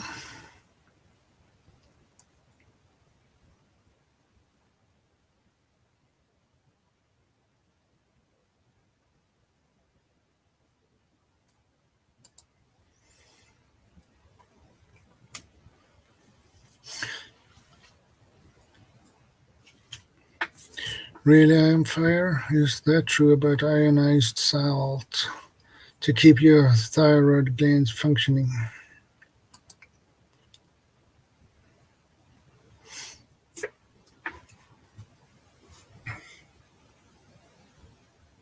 Yeah, you can actually have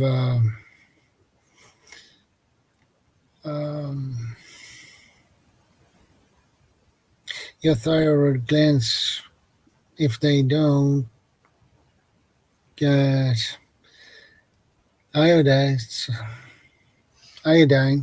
enough iodine, you will have a deficiency. So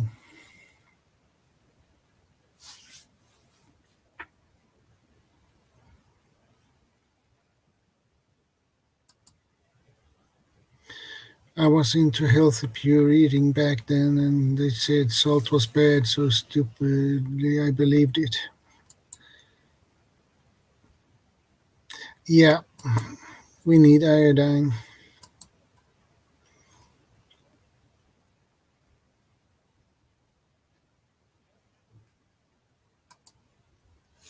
A friend I used to do urbexing with went to Chernobyl not long before it all kicked off in Ukraine. Okay.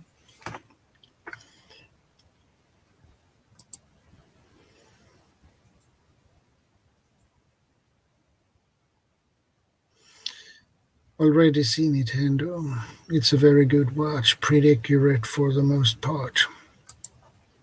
Good to know.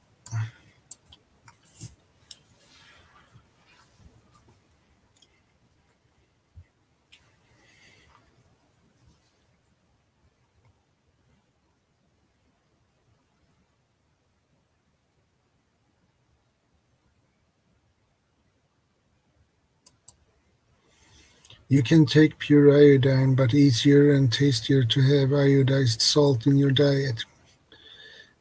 I agree with that.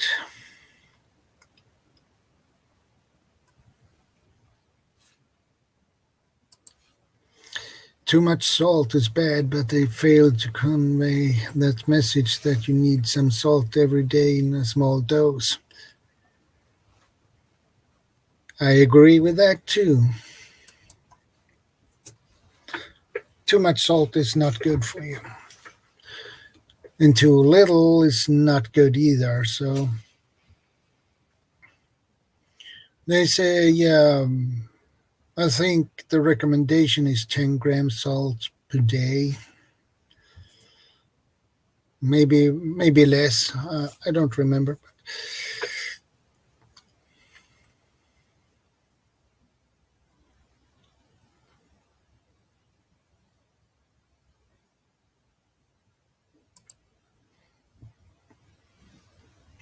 I agree with that.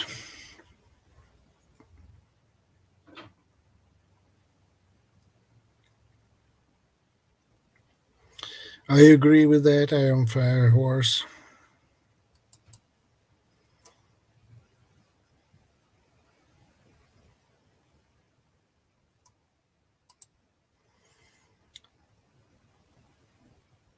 Agree, I am fire. Way too much sugar and salt added to food these days. I agree with that. It's especially in the States, it is a lot of salt and sugar in the food compared to Europe.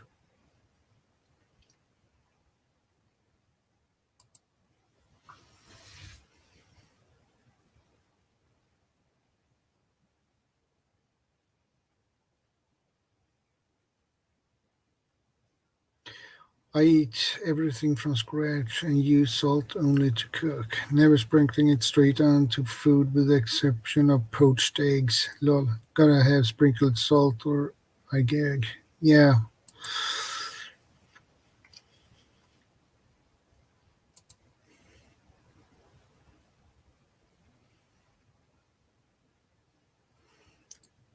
must exercise so your body can get rid of the salt, etc. we consume. Add as little salt and sugar to your meals. Once tried tomato soup without any added salt or sugar to it. To say it tasted awful is an understatement. Okay, never tried that.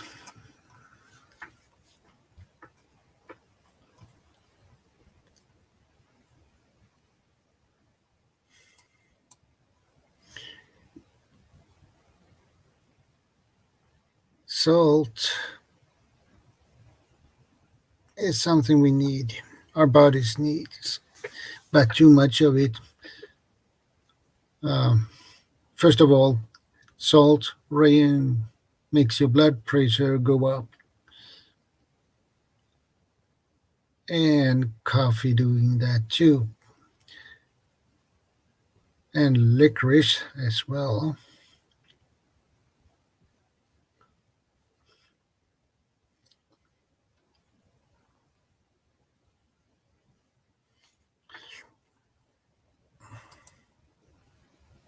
I eat no sugar in my food, but I have sugar in coffee. Okay, that is okay if you have that in your coffee and not into your food.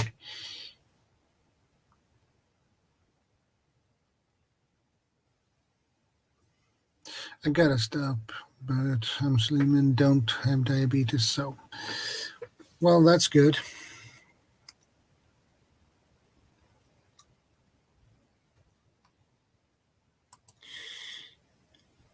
Read, I'm off. Okay, no problem. Adventures with Zag. Take care, stay safe, and God bless.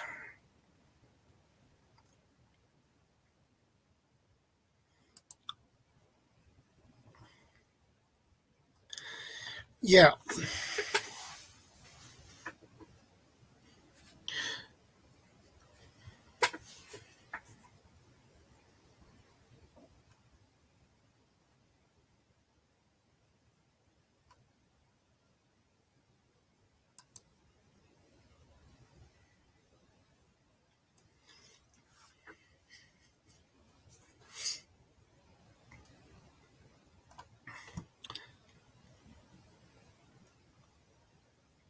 so the best thing is to keep it on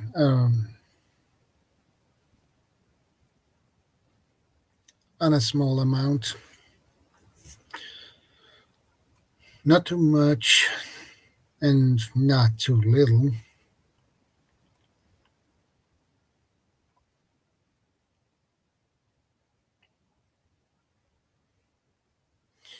because if you have a salt deficiency, you can have cramps, and cramps is not pleasant.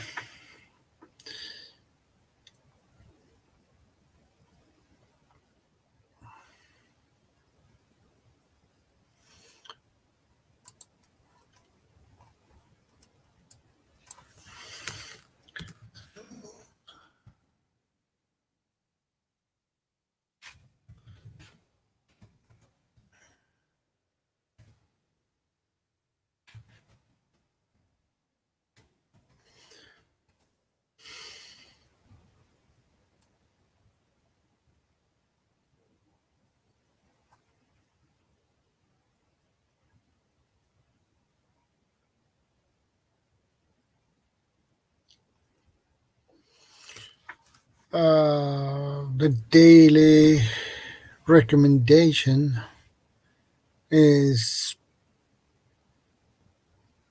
6 gram of salt per day, which is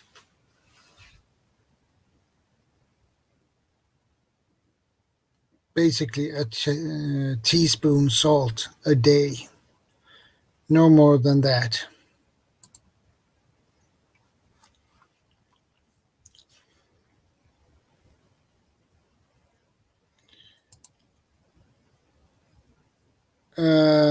I can say I never had that 7, but you were probably correct about that. Hurts like buggery.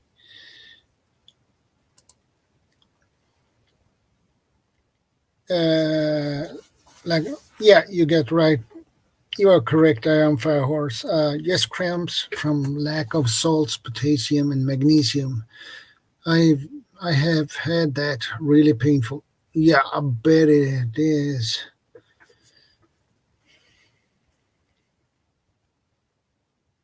I bet it is.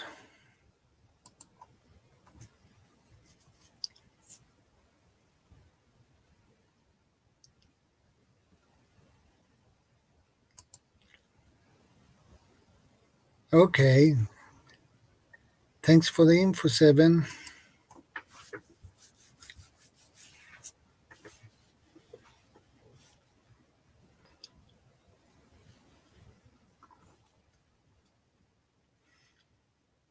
So,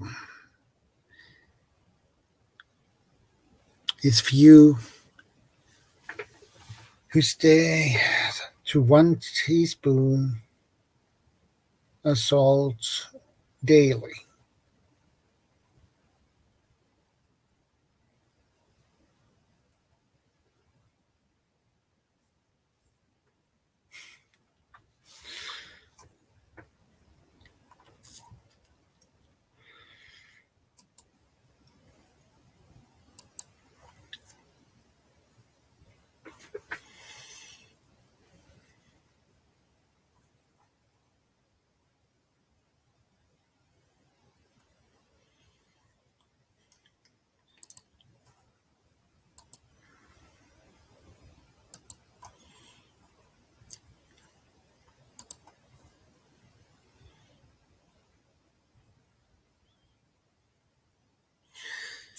So, guys,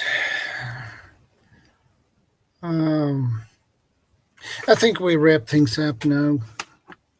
So, I need to prepare for bed.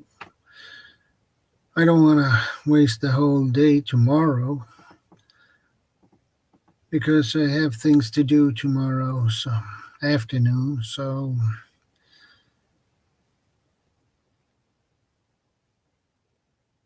I think it's good time.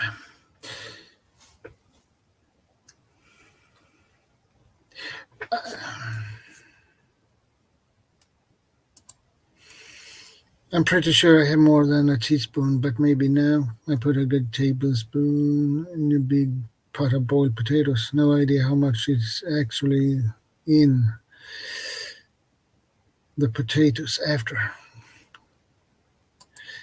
And you are right about that, correct about that too. If it's really hot, you need more salt. Indeed. Yes, I have stuff to do too. Thanks, Shan. You're most welcome. Thanks, 7, for dropping in by, my friend.